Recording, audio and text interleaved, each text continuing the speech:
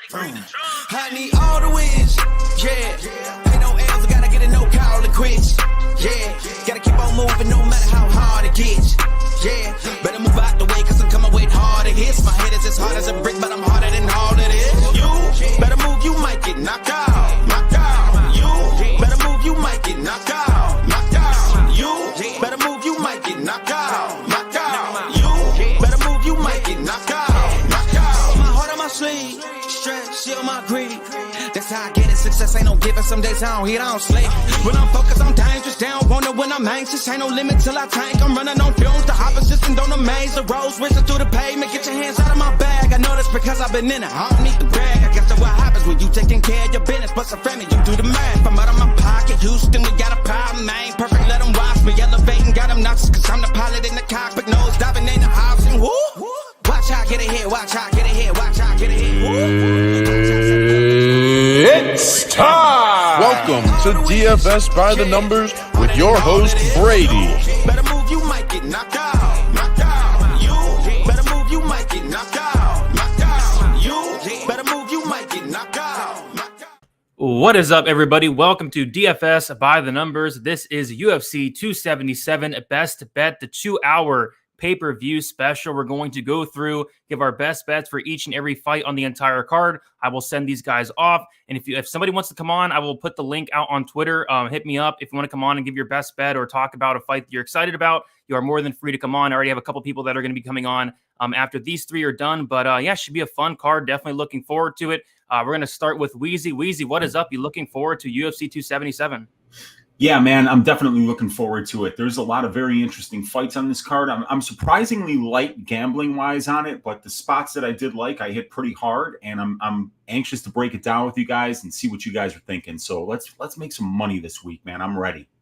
Sounds good. Eric, what is up? You looking forward to the card today? Yeah, I am. I was actually just looking through the whole card right now, and honestly, I think I have some level of interest in pretty much every fight on this card. I mean, some of them are actually important for their division. Some definitely aren't at all, but even those are like at least kind of interesting stylistic matchups, I think. So yeah, it should be a lot of fun. And last but not least, we have Gordo. Gordo stepping in on short notice for Lou Betcha. Lou Betcha will actually be here around 5 o'clock p.m. Eastern time, but appreciate you, Gordo, for stepping in on such short notice. Always. Thank you for the invite. And I'm super pumped for the card too. Actually able to be home and watching the fight. So I'm dialed in, ready to go, ready to talk down these fights for the last few hours. Let us go. Before we get started, guys, if you can leave a like, subscribe to the channel. Also, go check out these guys and subscribe to them. And I do want to shout out the chat before we get started. MMA Propaholic, the first one in here. We got Evan in the chat. We have Matty G. We have Quaver, Free Africa, Like a Pot. We got Thomas in the chat as well. Level Up. MMA Goulash, hopefully I pronounced it right. We got Evan L from the chat. I love the name there. We have Fear. We have K9. Danny Sue, and he's saying that Lou Betcha looks a little bit different. He does, but he will be here later in the show. We got Hua North in the chat, Bimmer Dude, Jason. We have Stevie23. We have Steiny in the chat as well. We have Stephen Baldwin. What is up, Steve? We got Lou Betcha. I see you in there. Matthew. We got Ron in the chat. Smokey. All you guys. Michael. Appreciate you for hanging out with us on a Saturday, the 2-hour pay-per-view special. And as always, there are only 2 rules on a best bet. The first rule is we're going to be using current lines, and I was talking about this before the stream. I don't know what's going on with best fight odds and 5 dimes, but all these lines are incorrect. They've been incorrect all week, so we're just going to completely ignore the 5 dimes lines here. So the first rule is we're going to use current lines. The second rule is going to be there is no passing, and we have to give a best bet for each and every fight on the card, including Jiyeon Kim versus Jocelyn Edwards. So I say we get into it, guys, and as always, we're going to start with the very first fight of the night. We have Blood Diamond going against Orion Cosi. Eric, we will start with you. What is your best bet for the first fight of UFC 277? Yeah, I do have a bet on Cosi's money line here. I think I got him at like -170. I think he's more like in the -200 range now. I don't know if I love that line so much. I guess you could maybe throw him in a parlay or whatever. But, I do think that this fight probably finishes. I lean toward thinking it's the Cosi side, whether he's able to find a sub or even potentially find a ground and pound finish. But even if that doesn't happen, I mean, if it plays out on the feet, Blood Diamond could potentially find a KO. So I like potentially looking at the under, or the fight doesn't go the distance. But If at this point, I think if you're going to play Cosi, you could maybe look at those finish props, look at his inside the distance or his KO prop or his submission prop. But yeah, I played him. I played his money line straight up, and I also put him in a parlay. Would you look at the under 1.5 or the under 2.5? Looks like the under 1.5 is around plus 110.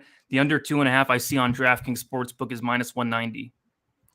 I'd probably go the 2.5 personally. It's not a great number, but yeah, the 1.5 does worry me a little bit. But it could finish in round one, but I'm not super confident of that. Sounds good. So it looks like Eric is pretty strong on the Cosi side, and I am as well. But the bet I am going to give out is going to be, the under 2.5 rounds. I wouldn't go the under 1.5. I do like getting that extra round in there. Under 2.5 rounds is currently minus 190 on DraftKings Sportsbook.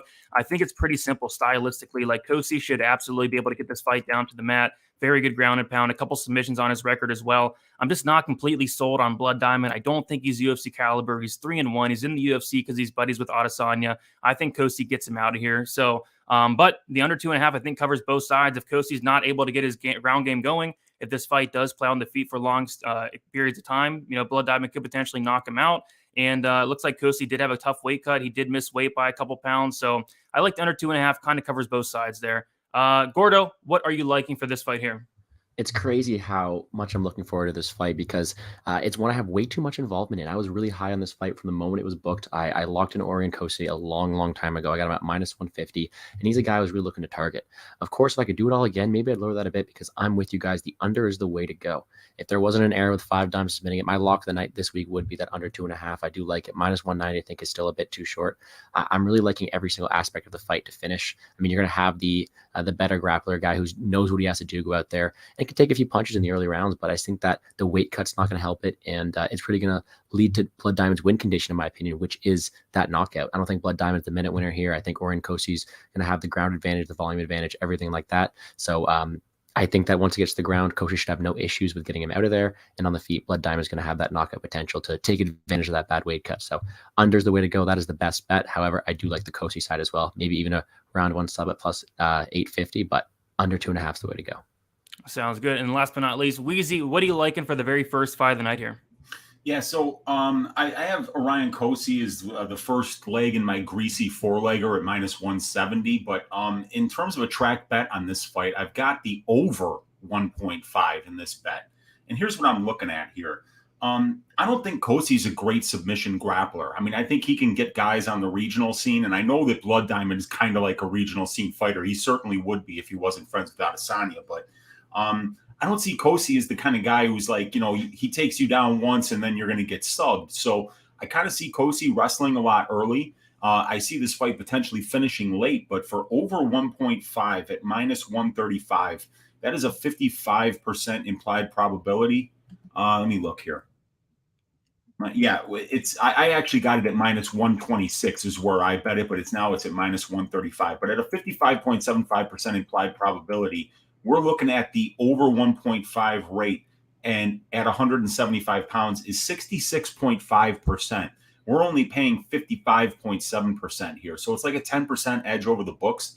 And I don't see Blood Diamond being like this one-punch knockout guy. And I don't see Orion Cosi being this guy that gets you down, advances positions, and subs you right away. So I think it's going to be a later finish in this fight. So I'm going to sweat out an over 1.5 here at minus 126 for 1.25 units.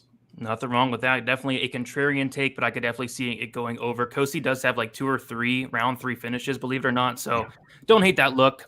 We have Sirkin saying a diamond by KO, also saying Cosi looked bad at weigh-in, so bad.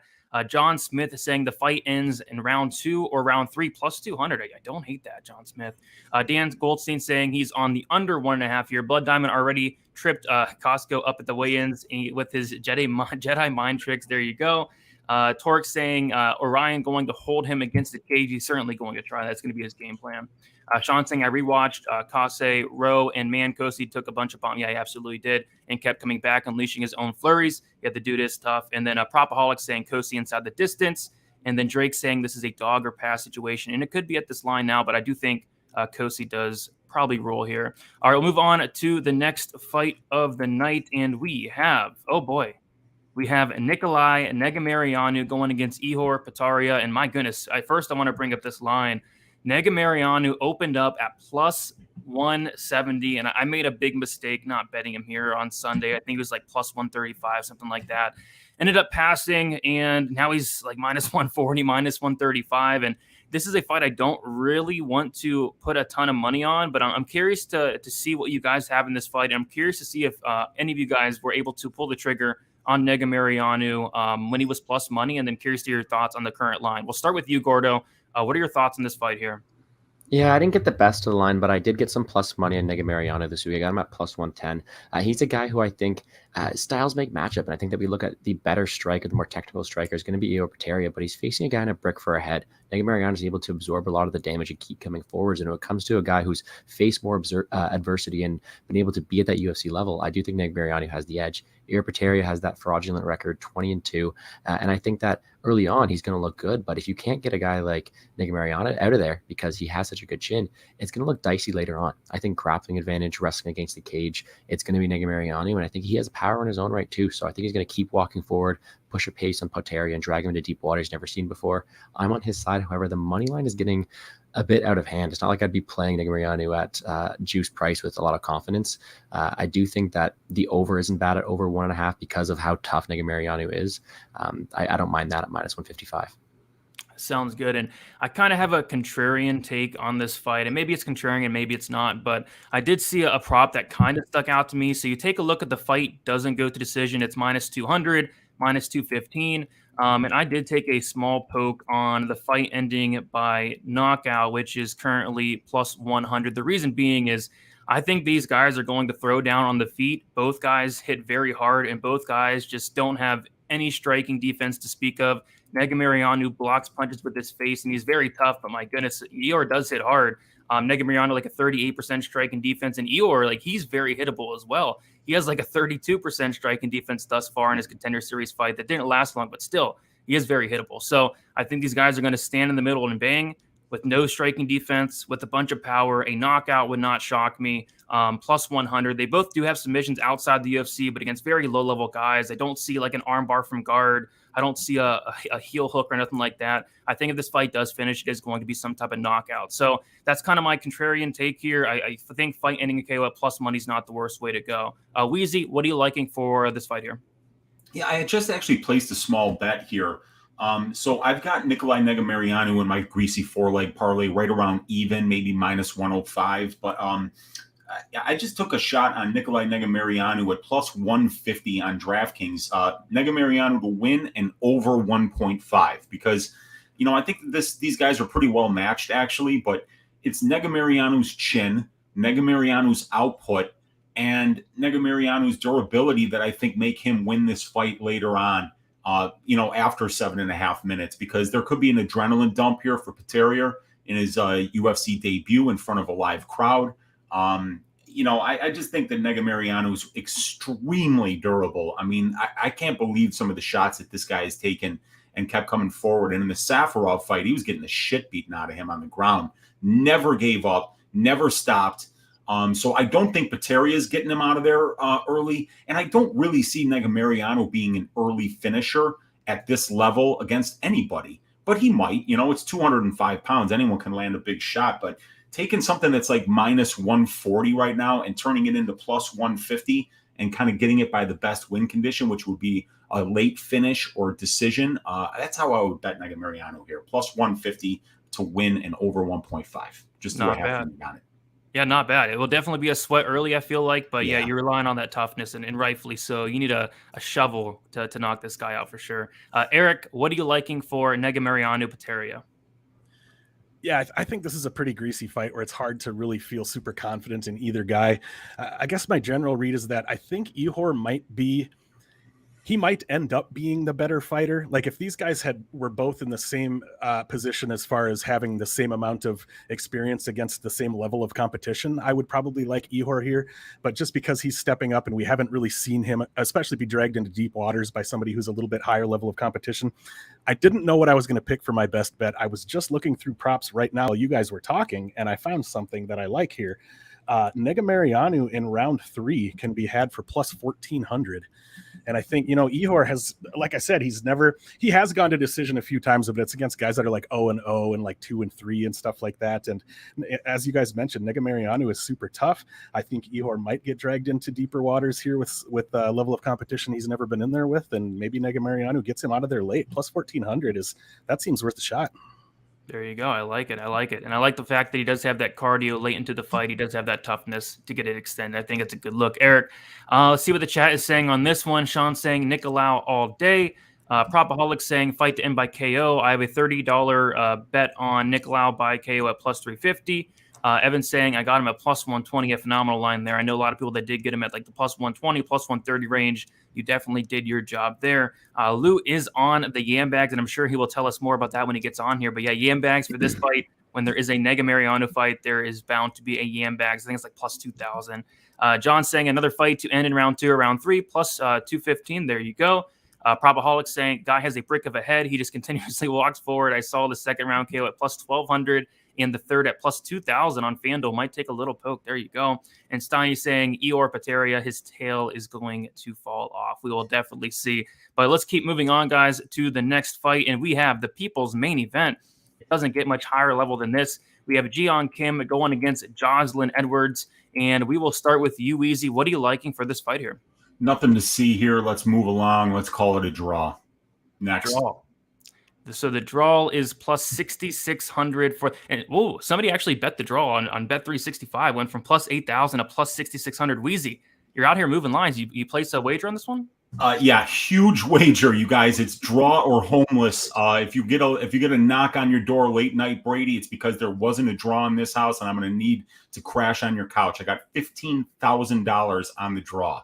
Goodness, I'm surprised to let you get that much down. But yeah, I like it, Weezy. I'm going to go kind of the same route. Shout out to Narco and Tim to do the Lambos with the podcast there. And I believe they are on the split decision here, and I couldn't really agree more. And I'm trying to find the line here. There it is. Either fight, it's only plus 350, but either fighter wins by split or majority decision. I mean, this fight to go to decision is sitting at minus 350, minus 410, minus 320. This fight is going to decision. It's going to be close. Are the judges going to favor the blue hair of Jocelyn Edwards? Are they going to favor the air punches of Jeon Kim that are missing by 20 feet? I don't know. Maybe one of the judges do like that blue hair. Maybe they don't. But it's going to be close. It's going to be greasy. It can go either way. Instead of betting the fight goes at minus 320, like maybe a little sprinkle on that plus 350 for that split decision. This has split written all over it. So that's kind of how I'm looking at it. So we got the draw from Weezy, the split from me. Gordo, what are you liking for this fight? Yeah, at first I was looking at that split as well. I do like that, but we're going to go with Kim by decision here. And I know that we're only allowed to use the lines from Best Fight Out, so we're going to let that happen. But let it be known, it is plus 200 on Bet365 right now for Jeon Kim by decision. That's where I'm going to go. I think it's a more impactful versus more volume. And I say volume with a little asterisk here because I know that it is a lot of air punches, but I do think that she's going to have more output. She's going to be able to look better. And we're in Texas, right? So when you can get either fighter in the spot to win by decision at a big number like plus 200 or plus 175, it's a sign I'm going to have to go. Again, not too much confidence. This is a pass spot for me, but I am liking Jeon Kim by decision. Sounds good. Eric, what are you liking for this fight here? Yeah, I'm actually in the same boat. I did bet Kim by decision. I got it at plus 165. But that bet that you just brought up, Brady, the either fighter wins by split at plus 350, I actually think that's a great bet. I don't have access to that one, but that makes a ton of sense to me. I think this fight probably does end by split decision. I like that a lot. Sounds good. Let's see what the chat's saying on this. Propaholic liking that Edwards money line, and yet somebody else bringing it up that Edwards did miss weight. Not sure whether it was because of the blue hair or not, but yeah, she did miss weight. I don't think she looked terrible, but something to mention there. Omar, Edwards versus Kim. I love this fight. Stop down. I did not downgrade. I said this is the people's main event. If anything, I'm trying to pump it up. I'm trying to get people excited about that blue hair and fire fit. It should be a fun fight. And then Malachi saying leg kicks or air punches. I got leg kicks. Good luck tonight. Yeah, I don't know what the judges are going to favor. Leg kicks, air punches, blue hair. We will definitely have to find out. But we'll move on to the next fight here. We have Adam Fugitt going against Michael Morales. And yeah, just a tough fight to find a best bet on here. I will let you kick this one off, Gordo. What are you liking for this fight? Hide beyond my comment here just to say we're taking the fight starts round 2. I think that's one of the only ways you can really play this one. Minus 144 right now. It's pretty much you're just banking on Morales being able to be lower volume and not really push for that finish as early as he tends to. I think that he isn't the most aggressive fighter. I think he's more very technically sound, and I do like that from him. And I think that when you're getting a line at minus 144, it's like, okay, so how often does this fight end in round 1? I know we have a guy coming in at short notice at plus 470, but I think you have to think that he's going to try to relish the moment in the UFC and try to enjoy it as much as he can. And again, we mentioned this really hard fight to bet, but we are going to take the fight starts round 2, minus 144. I don't mind it here. Fight starts round 2, minus 144. Wheezy, I'm curious to see what you have on this fight here. Yeah, this is unbettable for me. But what I would do if I was going to bet on this fight is just kind of go the same angle I did for the curtain jerker, right? This is a 170-pound fight. 170-pound fights go over 1.5 about 66% of the time, which is minus 200. Right now, you can get an over 1.5 on FanDuel at minus 108. And I'll tell you what, you watch the regional scene footage on this Fugitt guy, and he wrestles a lot. So there's a good chance that this fight might take place up against the cage for the first few minutes. And it might go over 1.5. But to be clear, I don't have a bet on this fight. I think Michael Morales is going to be special. I think he's a great talent, still only 23 years old. But to bet, a minus 600, minus 700 line for me is just undoable. And then when you look at the props, what you have to pay for these props, it's just unbettable. So I'll just give you the over 1.5 and say that the analytics say if you compare it to the long-term benchmark of the division, that you're getting about a 12 to 13% edge over the books, and that's not bad. Yeah, I get it. For me, there's nothing that you can bet in this fight. Like, I don't have a bet on this fight. I do think Morales wins, obviously, and I do think he wins probably in the first round. But you take a look at these props, and Morales by KO is minus 135 at best. Morales inside the distance is like minus 190 at best. Even like Morales in round 1 is plus 140. I do think Morales knocks him out in the first round. We'll see what that is. It's probably not great, and I would not recommend betting it, but plus 225, Morales first round KO is probably what I would sprinkle, if anything. But I'm not betting on this fight. It's just unplayable. None of these props have any value. But I do think Morales does win and probably does it early on. Eric, what do you like for this fight here? Yeah, for me, this is one of those fights where just because of where the line has gotten to, like obviously Morales should win here, and that's reflected, very obviously in the line. But for me, just because I like to get a little bit degenerate with it, when the lines are this wide, I have to start looking at finish props. And of course, the finish props for Morales, like you mentioned, those aren't great either.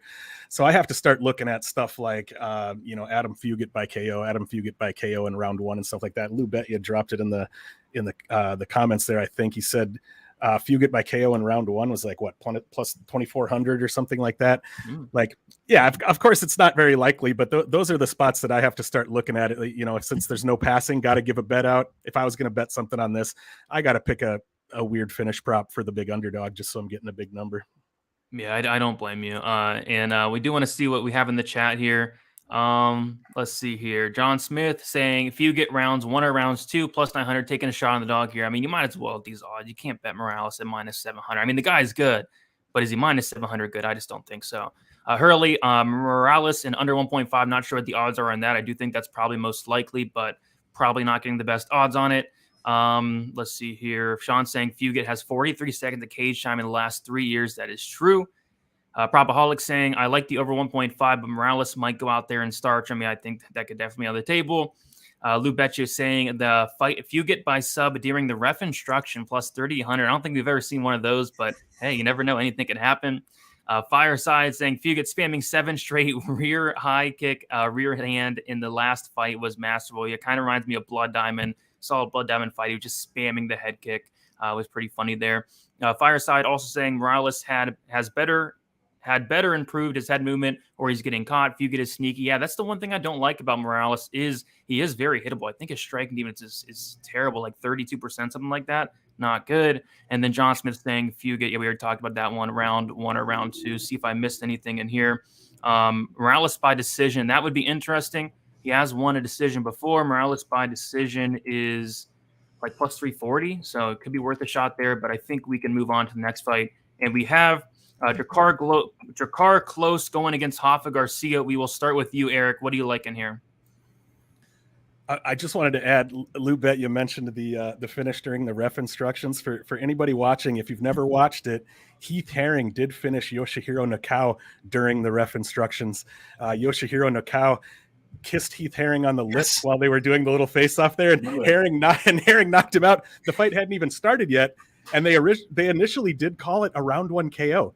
And that it existed on their records as a round 1 KO. The fight hadn't even started yet.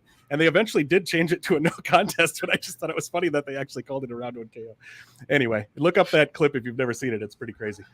That's awesome. Yes, Drakkar Klose, Garcia. Yeah, this is a fight that I didn't really feel like I had a super strong read on. Drakkar Klose is one of those guys who's, he's pretty well-rounded. He hits hard. He's pretty good at coming out and just kind of slowing the fight down. He, leading on his opponent against the cage, making him wear his weight, that kind of thing. I think Klose is, somewhere around -200 or something. I don't mind using him as a parlay piece maybe, but one spot that I kind of didn't mind, I don't love props with a minus sign in front of them, but I think close by decision is probably the most likely outcome for this fight.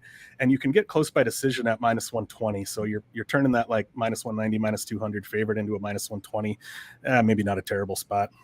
Yeah, and it's actually plus 120 on FanDuel, and I think that's what I'm going to go with for my best bet as well. Yeah, Klose isn't much of a finisher. He has one finish in like the last 7 or 8 years. It's been a while, but he did go out there and finish his last fight. This is a step up in opponent. But yeah, I do like this fight for Klose. Klose does have solid takedown defense, has a wrestling background. On the feet, it's really not even that close to me. I think Klose should have the advantage there. I do think Garcia is going to have success early. I do think he's going to get him down. But Garcia does not have the best top control, and it's going to be really hard to hold Drakkar Klose as the fight goes on. I do think Klose is going to take over. I don't see a finish here. Rafa Garcia is very, very tough, very durable, never been knocked out. Garcia also only has one knockout on his record. Most of his finishes are by submission. I'd be really shocked if he did submit Klose here. So I think this does go the distance. I don't hate the fight goes to decision as well, like -170 something. But I'm going to take Klose by decision plus 120. I think he does win this fight more often than not. Gordo, what are you liking for this fight here?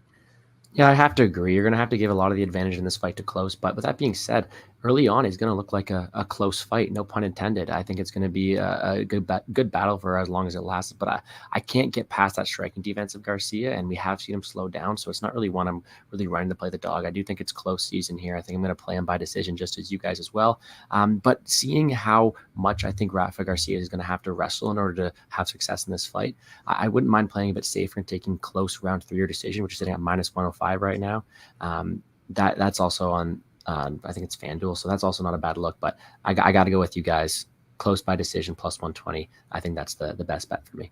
Sounds good. Goodness, I got the round 3 decision like -120, so I guess it got better there. Wheezy, what do you like for this fight here? So I kind of like the fight goes to decision here, which is at -174 on FanDuel. If I'm looking at my prop template, that's a 63.5% implied probability. And we got to keep in mind that between Klose and Garcia, we got 12 fights at the UFC level, and 9 of them have went to decision. That's 75%. That's 25.7% better than the divisional decision rate, which is 49.28%. And it's 11.5% better than the implied probability of the line at -174. So I like that one. And if you think that, Garcia's wrestling is enough to win some minutes here, and you are of the mind that this fight goes to decision, why not try Garcia by decision, which is plus 380 right now on DraftKings. That's like a 25.5% implied probability. If you think that this is going to be a close fight and you think it goes to decision, just keep in mind, these judges are not great. And it could be a very close fight, but I think that -174 is definitely a reasonable price to pay for this fight going to decision. Yeah, that's solid. My only concern about that would be if Garcia did slow down really bad and Klose finished him late. But yeah, I think this fight more often than not does go to decision, and that is a very good look there. Propaholic saying Garcia by decision. I have a little free play on it. Yeah, that Garcia by decision. I mean, that's how he wins there. Wade's on the money line for Garcia. Sean saying he loves Garcia here. Keeps getting better and better, and Klose is not a finisher. You are correct. Klose is not a finisher. Lou Bet is saying it's Garcia season. And then Wade's is also on Garcia split plus 1,200 on DK. Cad saying close round 2, 10-1. I hope not for my bet's sake, but yeah, it definitely could happen. And then Lou saying Garcia is going to be the one fighting for your money late in the fight. Man, I wish he fought for my money late in the fight against Chris Grutzmacher. You're not going to get that one back, but we will see what happens. We'll move on to the next fight we have. Oh, boy. The real people's main event, the reason that 396 of you are here. We have Don'Tale Mayes going against Hamdi Abdul-Wahab. Just want to talk about the line movement on this one for a second. So Mayes opened up plus 100.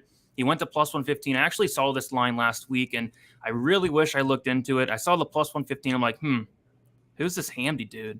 And I didn't look into it in time. By the time I looked into it, Mayes was like minus 130 something, ended up passing there. But yeah, a lot of people are on Mayes, and rightfully so. You go and watch tape of this Hamdi dude, and you can see that not only has he not fought the best competition in the world, he's actually fought the worst competition I've ever seen. But he's not looking good against these guys. His wrestling's really good. He has an Olympic wrestling background, but no top control. He's sloppy on the mat. His cardio doesn't look good. I think Mayes just completely steamrolls this guy. And if he doesn't, Don'Tale Mayes, if you don't beat this guy, you should be ashamed of yourself. This is a layup, Don'Tale Mayes.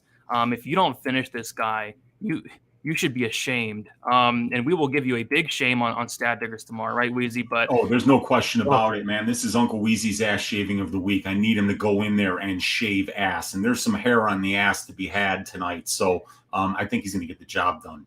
There's not only hair on the ass, but there's also hair on the chest of Hamdi as well that needs shaved. But yeah, for me, listen, Mayes is minus 190, minus 200. I'm going to take Mayes inside the distance, plus 150. I think Hamdi, he's going to come in here. He may even have success in the first couple minutes. He could even take down Don'Tale Mayes, who does have poor takedown defense. I just really struggle to see Hamdi come in here on short notice against a 6'6" Don'Tale Mayes and take him down consistently for 3 rounds. I think he's going to tire out. I think he's probably going to tire out in the very first round, honestly. And I think Mayes is eventually going to either take him down and finish him, or on the feet, just put it on him and get a finish late first, second, third round. I like Mayes inside the distance at plus 150. Don'Tale Mayes, you should be ashamed of yourself if you do not finish this guy. Gordo, what do you like him for this fight here? Man, what do we have here? I guess it's one where it's harder to take the money line side, but that is what I am for Don'Tale Mayes. But let's look at this from another angle. I mean, what's the win condition for Hamdi? Does he have the cardio to keep taking him down for 15 minutes? Does he have the control time to keep him down there and only need 1 takedown per round? Like, I don't think I can necessarily bank on this one going extended periods of time. I don't think that Hamdi has the ability to maintain an exchange in the feet. I think if he wants to win this fight, he's going to have to get Don'Tale Mayes out of there early, because I don't think his cardio nor his continual takedown upside can live up to him winning a decision. That being said, I think I got to take violence in this spot. I'm with you. I like the Don'Tale Mayes plus 150. If you're scary of the big man power of Hamdi, I guess you could take fight doesn't start round 3 at minus 110.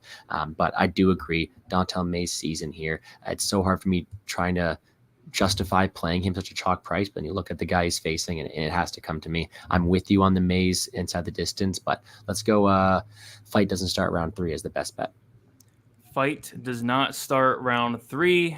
See it there. Yeah, minus 110. I think that's solid. Minus 126, solid. I like that look there. Uncle Weezy, this is indeed your ass shaving. I cannot wait to hear you break this one down. Yeah, so what I'm going to bet, what I actually have a bet on minus 175. I parlayed it with another one for fight doesn't go to decision here. And I think that Mayes does get the job done. We got 6 of Mayes' 7 fights at the UFC level have been finishes. And this guy Hamdi, 3 professional fights, 2 bare knuckle fights, short notice against a much, much, much bigger man. I think that Mayes gets it done inside the distance and makes it look pretty easy. Credit to Hamdi for taking this fight on short notice. This is a huge step up in competition for him in front of a live crowd, potential adrenaline dump after round 1. Everything's pointing to Mayes and Mayes inside the distance. I got the fight doesn't go to decision. I've got Mayes is Uncle Weezy's ass shaving of the week, and I got a half unit on the plus 150 Mayes inside the distance. Let's go. I like it. Eric, what are you liking for this fight here? Believe it or not, I am actually unreasonably excited about this fight. I'm that weirdo who loves heavyweight MMA. I love good heavyweight MMA. I love crappy heavyweight MMA. And part of the reason that I'm excited about this fight is I want to see if the UFC knows something that we don't. Like, I watched, I think, either all of the tape on Hamdi or pretty close. And I just didn't see anything. I mean, sure, he's got the wrestling background, but he doesn't even use it in his fights. He got taken down by some scrub in one of his amateur fights. Like, I just didn't see anything that tells me that he belongs at this level. So I can't wait to see if the UFC maybe saw something in him or knows something about him that we don't. But yeah, I agree that Mays should cruise here. I mean, we're living in a world where Dante Mays is minus 200 over another UFC heavyweight, and that still feels kind of bettable. Like, I did not see that one coming. But since neither of you guys mentioned it, Gordo pointed this out to me, and I think he first learned it from you, Brady, and I did bet it. Dante Mays by sub was sitting at like plus 2,000. By the time I got a hold of it on Bet Online, it was only plus 1,400, but I did sprinkle a little bit on that because that's the kind of thing I love, putting a little on. Yeah, I saw it on Wednesday. It was plus 2,200, and I was like, what? Mays just got his purple belt. Hamdi, he's going to wrestle. He's going to get tired. Mays does have some submissions on his record, but they're all like tapping to strikes type things. So maybe he could get his first actual submission. Plus 2,200, it's interesting. And I know people are taking a shot on that Mays round 3 sub, which I saw somebody got it like plus 12,000. I think Daz got it like plus 12,000. I saw on Bovada, it's like plus 10,000. So we'll see what happens. But let's see what the chat is saying on this one. Curious to hear your thoughts on it. OF saying can't sleep on Hamdi. He's a big mofo. Both guys are big mofos. That is for sure. Fight to end in the crowd falling asleep. I don't know if the crowd's going to fall asleep in this one. I think it's going to be a fun fight. Wade saying Abdul-Wahab round 1 plus 600. Yeah, if he does win, it is probably an early knockout. You got to think. It's hard to see him wrestling Mays for 3 rounds. Going ham on Hamdi. Best of luck to you. Fight ends in diabetes. My goodness, John Smith. Lou Bet you saying this is the fight that makes me regret not being on the stream. Well, you can definitely talk about it soon, Lou. Propaholic saying fight to end by KO minus 135. Let's go. There you go. You're going to discount on that fight doesn't go. I know people that bet Hamdi and then I immediately blocked them on the Twitters, and rightfully so. No, just kidding. I mean, if people want to take a shot on him, they can. Have we ever seen a former Olympian coming in gas? Mark Madsen comes to mind. There's probably a couple others. Any come to mind for you guys? Former Olympian. Well, I don't remember Cormier ever gassing that bad. Henry Cejudo's got a pretty good gas tank. What's his name? Couture, Randy Couture. Pretty good, right? So yeah, but this is a heavyweight on short notice from Egypt, And then Propaholic saying, do not fade the ass shaving of the week for Weezy. I would not fade this one for sure. Wade saying, I put $300 on the fight does not go the distance at minus 170. I would be kind of surprised if this fight did go to decision. If it did, it's going to be ugly. And then Dan saying, Donnie Mays, better get this done. You can't lose to a meme, and a meme loss, it would absolutely be. All right, we will keep moving on to the next fight here we have. And this is probably my favorite fight on the entire prelims, and I'm shocked that this is actually not the featured prelim, because my goodness, this is going to be a banger. Doing a touch on the line movement real quick. Look at this. Drew Dober opened up minus 300. He is currently minus 160. Money is piling in on Alves. I'm curious to get your guys' take on the money line and this line movement, and also your favorite play on this one. Weezy, we will start with you. What are you liking for this fight here? Yeah, with the line movement doing what it's doing, I got to say my best bet is just the Drew Dober money line, minus 160 on Bet Online. I think he's the better fighter. I think he's by far the more durable fighter. And we're both talking about one of these guys landing a big shot, right? But Drew Dober is without question the better kickboxer here. He has the better kickboxing pedigree, and he is more durable, very, very durable for this division. And we're kind of thinking that Alves probably has a puncher's shot. That's kind of what I'm reading here. I don't really see people being like, oh, yeah, he can win minutes against Dober. It's going to be Dober that's more likely to wrestle here, in my opinion. So I kind of feel like Rafael Alves, it's round 1 sub or bust potentially for him. So at minus 160, I'm just going with the Drew Dober money line here, keeping it real simple. Drew Dober money line. Weezy is buying the dip there, and yeah, I'm on Drew Dober myself, but I like that. I like that fight doesn't go. I like the under 2.5, and I'm actually gonna give that under 2.5 there at minus 160. I think both guys are extremely dangerous here. Both guys can absolutely be finished. Alves has even been finished in 9 of his 10 losses. I think these guys are going to throw down. Alves, I'm with you, Easy. I think if Alves does win, it is probably in the very first round. If he does get this fight down to the mat, we have seen Dober get submitted like 4 or 5 times. And on top of that, Alves is very dangerous, is very powerful. We have seen Dober hurt in his last fight. Maybe Alves can get him out of there early, but if not, I do think Dober is going to push a pace that Alves will not be able to keep up with. And I do think Dober does eventually get Alves out of there. But I think the under covers both sides. I think it covers the early explosiveness from Alves. And I think this is going to be a war for as long as it goes on. So under 2.5, minus 160 is what I'm looking at. Gordo, what do you like for this fight here?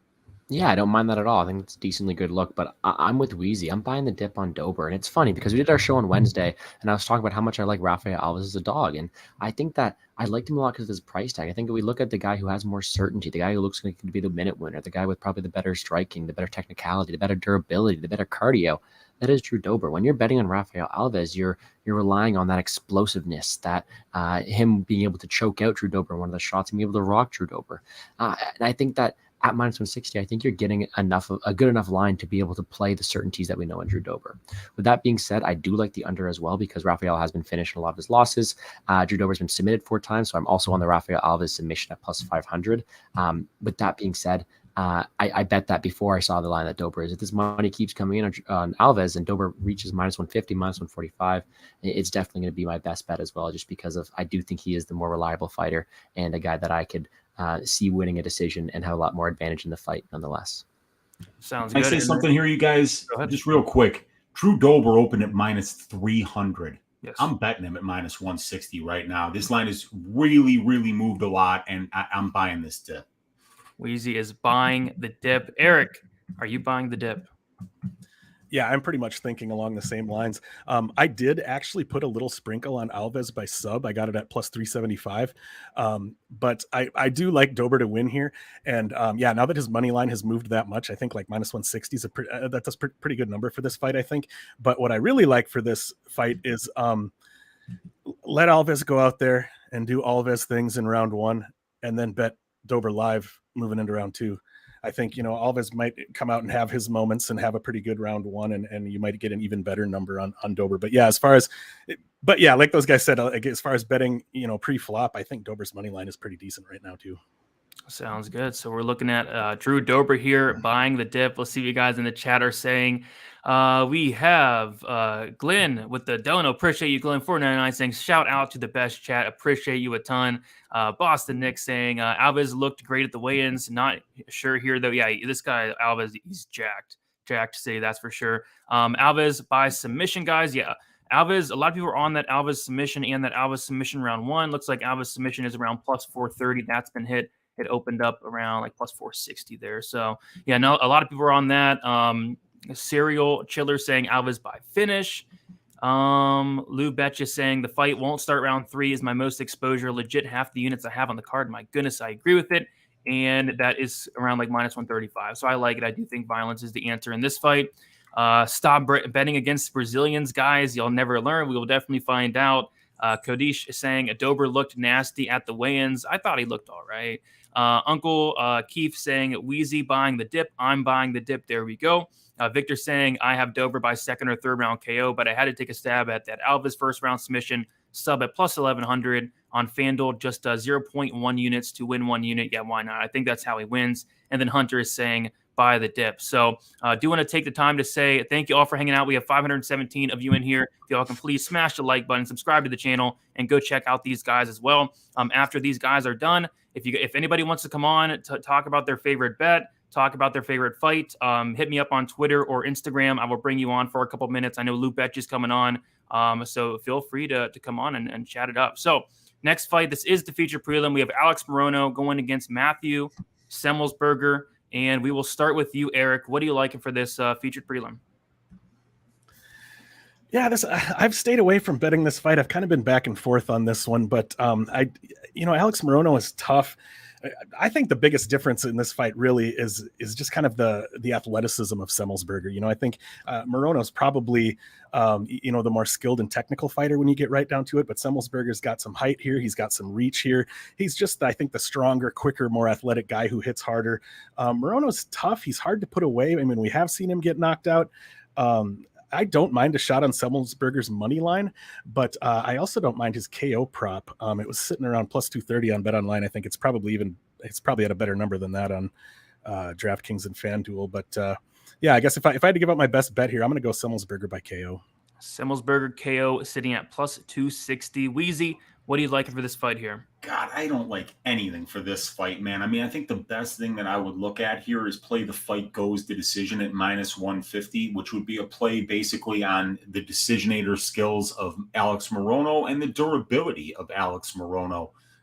But, the one thing that worries me is when Morono got, slept by Chaos Williams very early in the fight, and then we see that Semelsberger went the full 3 rounds with him. It leads me to believe that if Semelsberger lands a big shot, he might get Morono out of there. But still, I kind of feel like this fight goes all 3 rounds. I don't have a bet on this fight. I have no interest in betting this fight, but that would be the way I would go.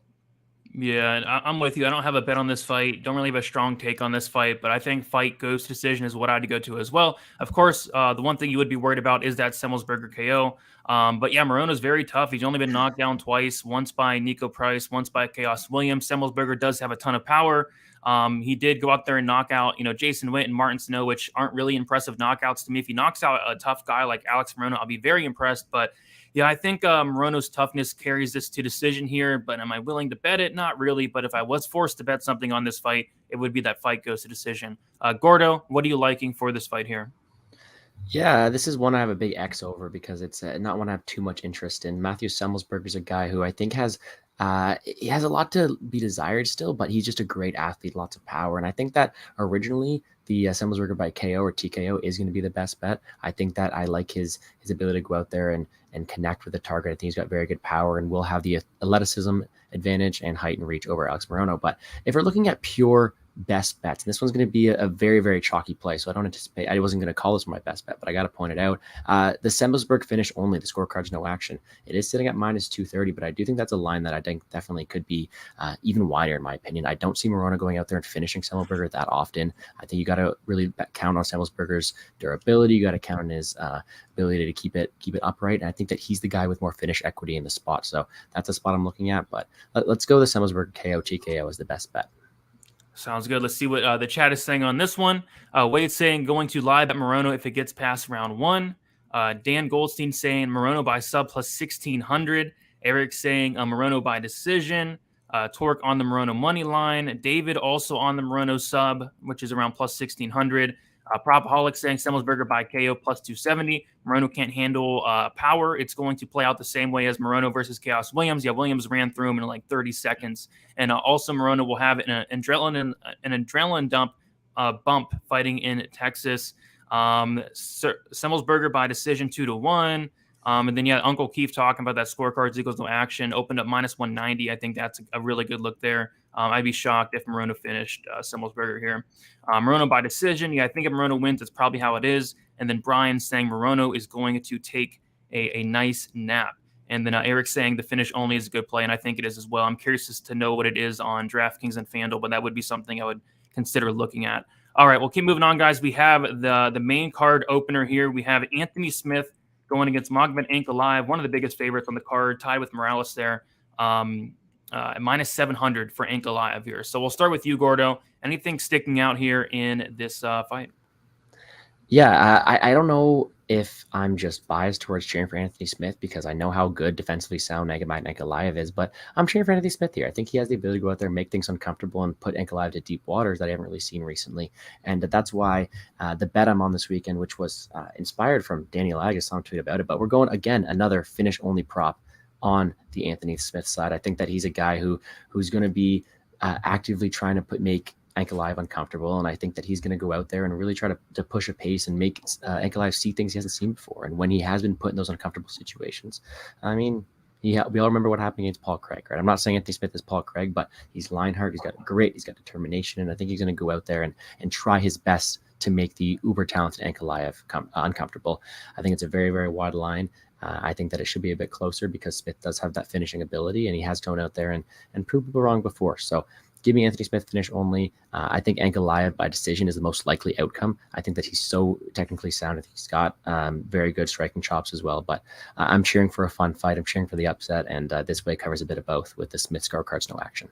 Sounds good. Smith scorecards, he goes to action, plus 350. That was one that did catch my eye really early in the week and has not moved at all throughout the week. Eric, what do you like for this fight here? Yeah, I echo a lot of what Gordo said. I do think Ankalaev should be favored. I don't think he should be favored as much as he is. Similar to the Morales fight, like with the lines the way they are, it's a spot where I have to start looking at either the props for Ankalaev or I have to start looking at the dog.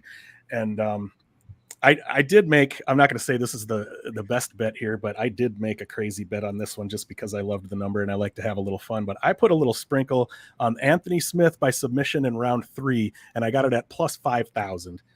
We've seen Magomed Ankalaev lose by submission in round 3 once before. Not saying Anthony Smith could do it, but I thought that was worth a little sprinkle. But yeah, like I don't mind a shot on Anthony Smith here. Like I think the fight likely plays out more closely than that minus 700 suggests, and you don't really get any value out of throwing Ankalaev in a parlay at that number or anything like that. So I think if you're going to bet anything here, I like looking toward the Smith side. Sounds good. Yeah, I know a lot of people are, and I can't wait to see what the chat is saying on this one. But Wheezy, what do you like for this one? Yeah, this one's easy for me. I have a 1.8 unit bet at minus 120 for the fight doesn't go to decision, and I missed the line movement by a country mile on that one. It's now plus 110. The fight doesn't go to decision for this fight on Bet Online. Let me give you the analytics from the prop template. 57.3% of 205-pound 3-round fights finish inside the distance. We're only paying 47.6% at plus 110, so that's a 9.67% edge on the books. 17 of these guys' 26 UFC fights have finished inside the distance. That's 65.4%. That gives us a 17.8% edge over the implied probability of the line, and these guys are finishing at a 65.4% rate. The division finish rate, 57.3%. That's an 8.1% edge over the books. That's the trifecta.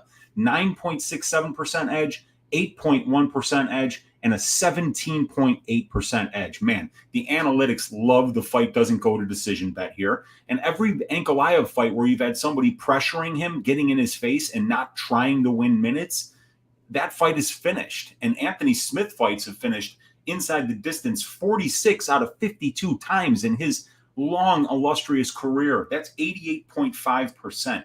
80% of these guys combined pro fights have finished inside the distance. The analytics love violence here, and I think Anthony Smith brings the kind of stylistically that's going to make this fight finish inside the distance one way or another, so I love violence in this spot.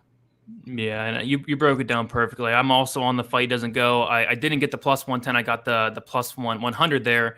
But yeah, I think fight doesn't go is a good look, a sneaky look here as well. Like you said, Anthony Smith fights, they finished for and against. The guy's been finished like 13 times, has a 93% finish rate, and I think he's going to pressure Ankalaev. I don't think he's going to go out there and play patty cake with him for 5 rounds like Thiago Santos did. I don't think it's going to be a slow-paced fight like the Uzdemir fight was against Ankalaev there. I think Smith is going to get in his face and try to get this guy out of here. That's what he does. He's going to make this a war, a brawl. And if he does that, I do think that's going to open up Anthony Smith to getting hit. Anthony Smith is very hittable, and Ankalaev is a finisher. And I believe Ankalaev has 9 UFC fights, and over half of them have finished inside the distance. So at plus money, definitely a contrarian take, I think. A lot of people are on the Ankalaev decision. I think that is probably most likely, but I don't know. I feel like Ankalaev definitely has a chance to finish, and obviously if Smith does win, it will be a finish there. So I'm right there with you. Plus 110, I did take the shot myself there. Just got word that Boston Nick might be coming in for a little bit after we're done here, so can't wait to talk with Boston Nick, see what his best bet is. What is this? DFS by the numbers, a.k.a. sleeping with Nina Nunez's baby mama. What? I am not sleeping with Amanda Nunez Mills. What is up? Paulin saying Lionheart. Lou saying I love Smith here. We have Uncle Keith saying throw a buck on Lionheart. Yeah, a lot of people taking the dog shot here. It's a wide line. Probaholic saying fight is a good decision. Lou broke it down perfectly yesterday. Smith has no choice but to pressure. It will play out the same as Ankalaev versus Ion. Yeah, like I said, I don't think he's going to go out there and stay at distance with Ankalaev for 3 rounds. It's not the smartest game plan there. And Smith is a smart fighter. Ankalaev is going to get his ass shaved, says Ballin. Dan Goldstein saying, if I had access to Ankalaev's criminal record and could be sure he was a dirtbag home invader, I'd max bet him. Interesting, but I don't. So I think Smith has a good chance. Then again, Drake has 10 million on him. Drake has 10 million on who? Are you being serious? On Smith or on Ankalaev? My goodness. And then Lou's on Smith round 3 for 870 units. That is a lot of units there. Lou betcha. Smith by devastating finish 9-1. Dan saying, I bet the fight doesn't go up plus 100 decently as well. Yeah, I think it's a solid look. Glenn saying TKO Smith 10-1. And then Wade saying Smith by split 2,800 guys and girls. See if I missed anything in here. Thomas saying War Lionheart sub plus 1,600. And I think we caught up on it. So we'll keep moving on, guys. We have Alexander Pantoja going against Alex Perez. We will start with you, Weezy. What are you liking for this fight here? For this one, I kind of like a prop. Let me get my stats up here. I was looking at Pantoja by submission.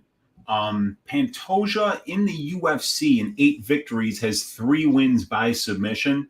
And Alex Perez in 2 losses has 1 by submission. But also in 6 pro losses for Alex Perez, he's been finished 5 times, 4 of them by submission. And Perez is a wrestler, so he's going to wind up on the ground with this guy. And Pantoja is just really, really good on the ground. So the money line is just a little bit juiced for me. The inside the distance includes knockout too. So I kind of like Pantoja by submission here on, I believe, Caesars is sitting at plus 420. That's the way I would play this one for like a quarter unit. Yeah, I think that's a really, really solid look there. Eric, what do you like for this fight? Same for me. I actually did play for 0.2 units. I did play Pantoja by sub. I have bet online, so I only got it at plus 350. But yeah, that's what I went with there as well. Sounds good. Short and sweet. Gordo, what are you liking for this fight here? Yeah, I'm on the Pantoja side. I don't know if I'm going to stick with the submission like you guys. I might just take his money line. Minus 182, I still think is you're getting some decent value on. I think he also has the ability to go out there and win minutes on the feet for sure. And of course, I do agree with the submission upside. I think that Perez is going to shoot his head in there. Pantoja is going to be the better grappler. But on the feet, I do think that there's a possibility for minute winning with the striking of Pantoja, and Perez has been knocked out before. So maybe the double chance inside the distance. But I'm just going to take Pantoja straight. I think that he's going to be the better fighter here, the better minute winner, the better grappler, more durable fighter. And for that reason, I'm just taking him on the money line. Pantoja straight there around my minus 182. I see a minus, I think minus 182 is the best line out there. For me, I'm going to go with the finish only or the scorecards equals no action. And more specifically on FanDuel, they have it the decision no bet. And that is currently at minus 168 on FanDuel. I think on Bet Online, it is minus 210. So, I still like it there, honestly, and I'll talk about why. But yeah, on FanDuel, minus 168. The reason I like the scorecards equals no action, the finish only is, Pantoja is as tough as they come. This guy's never been submitted. Perez is not live for a submission here, in my opinion. Pantoja has never been knocked out, and he's fought like really dangerous guys. He's fought Brandon Royval. He's fought Davis and Figueiredo, and he's went the distance with those guys. Well, he submitted Brandon Royval, which is very impressive. But basically, if you're not finishing Alexander Pantoja, and then on the flip side, Alex Perez has been finished, I think, in 4 of his 5 losses. The majority, I think it's 5 of 6 actually, and I think 4 or 5 of those have come by submission. So I see why a lot of people are on that submission prop. I think it's a good look as well. But for me, I think if there is a finish in this fight, it does come down to Pantoja. If this fight does go to decision, and you like Perez, I think Perez by decision would be the way to play at plus 380. I think that's how he wins because again, I just don't see him finishing Pantoja here. So I like the finish only for Pantoja. I don't mind the sub call as well, but I think that finish only is my best bet there. Let's see what you guys are saying here in the chat. We have Dan saying Pantoja violence plus 200 for me is the play. So Pantoja inside the distance plus 200. Wade's is saying Pantoja by sub plus 300 there. Special for MMA saying Oi, Perez by decision plus 370. Yeah, Perez won 12 decisions, lost only once. Pantoja 8 wins, 6 losses. Thanks for the content. Good luck. Yeah, I think if you like Perez by decision is the way to go. Propaholic saying Perez money line. Everybody is doubting him. Yeah, definitely a lot of people on the Pantoja side. That is for sure. Eric saying Pantoja by the sub is the way to go. 100%. We have Thomas as well on Pantoja sub plus 575. Goodness. And then Aaron saying, we got a dono from Aaron, $5. Appreciate you, Aaron, saying, dropping the dono for my Uncle Weezy to buy more razors to continue dropping me more ass shavings of the week. And hopefully Let's Uncle go. Weezy does cash this ass shaving with Dontel Mays, not only shaving the ass, but the chest hair of Hamdi Abdul-Wahab. Appreciate you, Aaron, for hanging out. And appreciate the dono. We got Alex taking notes. What is up, Alex? See if I missed anything over here. Pantoja over under 2.5. I don't know. I mean, if it goes under, it's probably a Pantoja finish. If it goes over, it could be competitive. I really have no strong lean. Any of you guys have a strong lean on the over under here? I think the over 2.5 is like minus 150. The under is plus 120. I could give you some analytics from the prop template for the over 2.5 here. Pantoja and Perez fights at the UFC level are finishing inside the distance 60% of the time. And the over 2.5, I have at minus 140, the under at plus 110. It likes the over at 5.26% edge over the books when you compare the benchmark to the implied probability of the line. And, but, you know, it doesn't scream one way or another here. So, yeah, I would probably just probably go the over. That's what the prop template's saying is a little bit better here. Sounds good to me. We will move on to the next fight. We have an absolute banger. We have Sergey Pavlovich going against Derek Lewis, and I want to bring up the line movement on this one because it's just crazy to me. Like, this should be a 50-50 fight, right? Like, who lands the first big punch and knocks the other guy out? Pavlovich opened up minus 105. He's currently minus 150. So lots of money is coming in on Pavlovich, and I do lean towards the Pavlovich side myself, but I just don't see how really anybody could be confident in this fight one way or another. I'll start with you, Gordo. Anything you like in this fight here? Well, I got one rule. My number one rule of MMA betting is you never bet against Derek Lewis. Now, it bit me in the ass against Tai Tuivasa. It helped me against Curtis Blade. It's back and forth, but I'm not going to bet against the Black Beast. And I get it. I get everyone betting on Pavlovich, the bigger guy, the lengthier guy, the guy who's hasn't quit as much as Lewis have. And I don't think Lewis necessarily has the heart to win a title anymore, but what he does have is just fight-stopping power at all time. Sergey Pavlovich has gotten some decent matchups in the UFC recently, and I think that like when you're facing Derek Lewis, anything can happen. So I'm not going to be playing Derek Lewis at chalk, but with that being said, I'm not paying Pavlovich either. Instead, best bet, because you got to give one out. We're going to take Lewis by KO, TKO, plus 170. Most knockouts in UFC history. I mean, it's what he does, and there's no saying he can't do it again. He took his loss last time. It's time for him to bounce back, but not saying that with the utmost confidence, more just kind of a overrule bet. Making sure that I cover all my bases because I would not be surprised if one of these guys goes down. So having the guy with most knockouts in UFC history at plus 170 is one that I definitely have to get behind. Yep, I don't blame you there. For me, I'm going the other way. I'm going to go with Pavlovich by KO plus 115. I mean, he's minus 150. I do think this fight finished inside the distance, as do the odds makers, considering it's minus 800. I think somebody's going down here.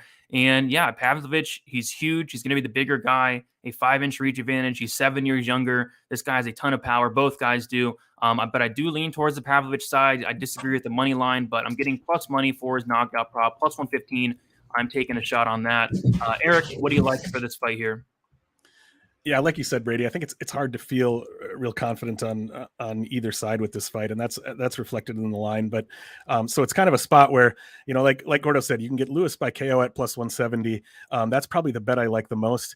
If you could get Pavlovich by KO at plus 170, that would probably be the bet I like the most. It's like, this is a spot where I just have to let the numbers do the work for me. And you know, that you could look at the under 1.5 here, but then this is one of those spots where like, it's like, okay, everything in the world is screaming that this fight will end in the first round, but how often do we see things just go awry with those? And then that doesn't happen. So like, this is even a spot where you could get crazy and put a little sprinkle on fight goes the distance, since everything in the world is screaming that the fight won't go the distance. But yeah, I think Lewis by KO at plus 170 is probably what I like the best here.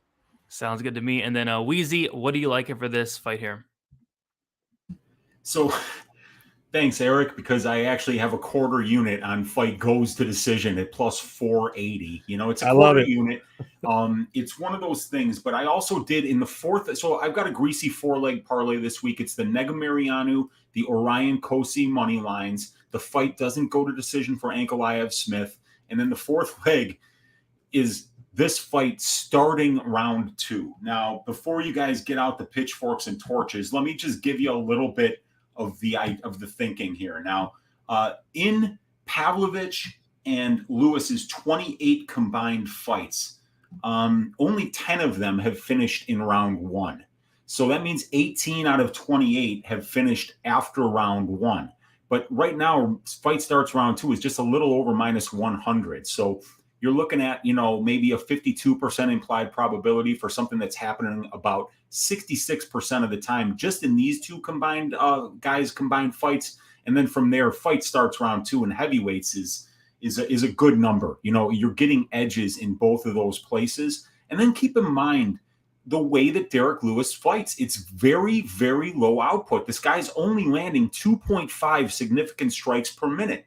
And nobody's going out there and putting a pace on Derek Lewis. Nobody's walking into his punching range and trying to stay in his face like they're Sean Strickland against Pereira. I think that this fight, these guys are going to stand in front of each other, that it might take 2-3 minutes for somebody to even land a shot. And then you might be looking at a really good play there for fight starts round 2. But yeah, I took a shot on the fight goes. I'm not expecting it to hit, but the line is ridiculously wide. And we've had Derek Lewis go to decision 4 times at the UFC level. So potentially, I think that the overs are underpriced here. And that I think if I were to pick a money line side, I would be on the Derek Lewis side as well. Sounds good to me. Yeah, it will definitely be a sweat, but would I be shocked if this fight goes round 2? Absolutely not. And it's plus money. Let's see what you guys are saying in the chat here. Josh is saying line value with Lewis. And yeah, I'm on the Pavlovich side, and I completely agree there. This fight should probably be lined to straight pick him here. Steiny's with you, Wheezy. The fight starts round 2, -106 on FanDuel. A sweat it will be, but a cash it might be. It's going to be such a sweat, dude. And if it doesn't cash, you're going to feel like a real moron. It's an analytics play. It's a long-term play. You're making this play 100 times over the course of a year, and you should come out ahead. But when you don't, you're going to look stupid. Yeah, I bet the over in the Lewis Pavlovich fight, and somebody got slept in the first 30 seconds. So it could absolutely happen. That's what the great thing is about making big plus money bets, is when they do lose, you're out a quarter unit, and it doesn't ruin your day. It's better than laying 8 units on the fight doesn't go in, losing and looking at yourself at the end of the night in the mirror and crying yourself to sleep. Yeah, and you say, I did it to win 1 unit. Yeah, I agree. All right. We have MMA fans saying Lewis is going to get KO'd again. It's definitely a possibility. Probaholic saying I have no play here. Just can't fade Derek Lewis. Lewis by KO says Ullerson. Dan saying Derek Lewis scream on the scale gave several Sasquatches a hard on during the weigh-ins. I don't know what that means, Dan, but I can see it, I suppose. Eric saying love Pav by KO. Yeah, I think if either guy, Pav by KO or Lewis by KO is probably the way to look at plus money there. Derek Lewis by decision plus 850 or plus 750. Is it only plus 850? You'd think you get like plus 1,000 on this. Derek Lewis by decision, is only plus. Oh, there's plus 1150 on BetRivers. Wow. Goodness. And then plus 1,000 for Pavlovich by decision. So yeah, those decision props are very, very juicy. Eric saying loves the Pavlovich KO there. MMA Locker Room saying the round 2 to start -150. Yeah, you can get that at -106, I think, on FanDuel. And then Eric saying a decision very possible. We've seen Lewis throw up some dud fights, and that is the truth there. So we will keep moving on, guys, and then I will bring some other guests on. We have Boston Nick waiting with us. We have Lou Betcha waiting as well. And we're about to talk about the co-main event. We have Kaikar France going against Brandon Moreno. Brandon Moreno -194, Kaikar France +169. We will start with you, Eric. What do you like in here? Yeah, I lean toward thinking that the fight plays out pretty closely to how it played out the first time. The outcome that I'm leaning toward thinking is most likely here is Moreno by decision. And I think I have to give props to Gordo for this one. We did a show earlier in the week, and I think he was the one that pointed this out to me. But a bet that I really like here is, if you have access to it, is the Moreno rounds 4 or 5 or decision. I personally don't have access to that bet, but I like that one a lot if that's one you have access to. Sounds good. I like it. I think that's a good way to play it. Wheezy, what do you like for this fight here? I was thinking the exact same thing, because I don't want to do Moreno by decision, because we've never seen Kaikara France in the championship rounds at the UFC level. But, minus 188 is the best that we can do on the Moreno money line right now. I'd rather bump that up to like minus 210, minus 220 and get that fourth and fifth round in there and potentially parlay it if that's what you're looking to do. But we've seen this fight take place once before. It's Moreno who's got the championship round experience, 3 consecutive fights with Davis and Figueiredo. Figueiredo may be the best finisher in the division, and he never really even came close to finishing Moreno. So, this has got to be a really good fight that goes probably the full 5 rounds, but I would be really worried about France getting stopped in the 4th or the 5th by a guy like Moreno, who's got as much experience in those late rounds as he does. So, yeah, I got to be with Eric on this one, man. 4-5 decision for Brandon Moreno. Yeah, and I'm kind of going the same route. I'm going to take the over in this fight, and let me see here. So we got the over 3.5. I'm going to go with the over 3.5 at minus 200. Like you said, I don't know. I think it does go the full 25, but it's going to be a super big sweat. I think these guys are going to throw down for 5 rounds here, and like you said, as the fight goes on, it is going to favor Moreno there. And over 2.5 or over 3.5, minus 200, chalky. But I think we do see this fight get extended more often than not. A early finish would really surprise me here. Eric, you like anything for this co-main event? Oh, we already went with you. Gordo, you like anything for this co-main event?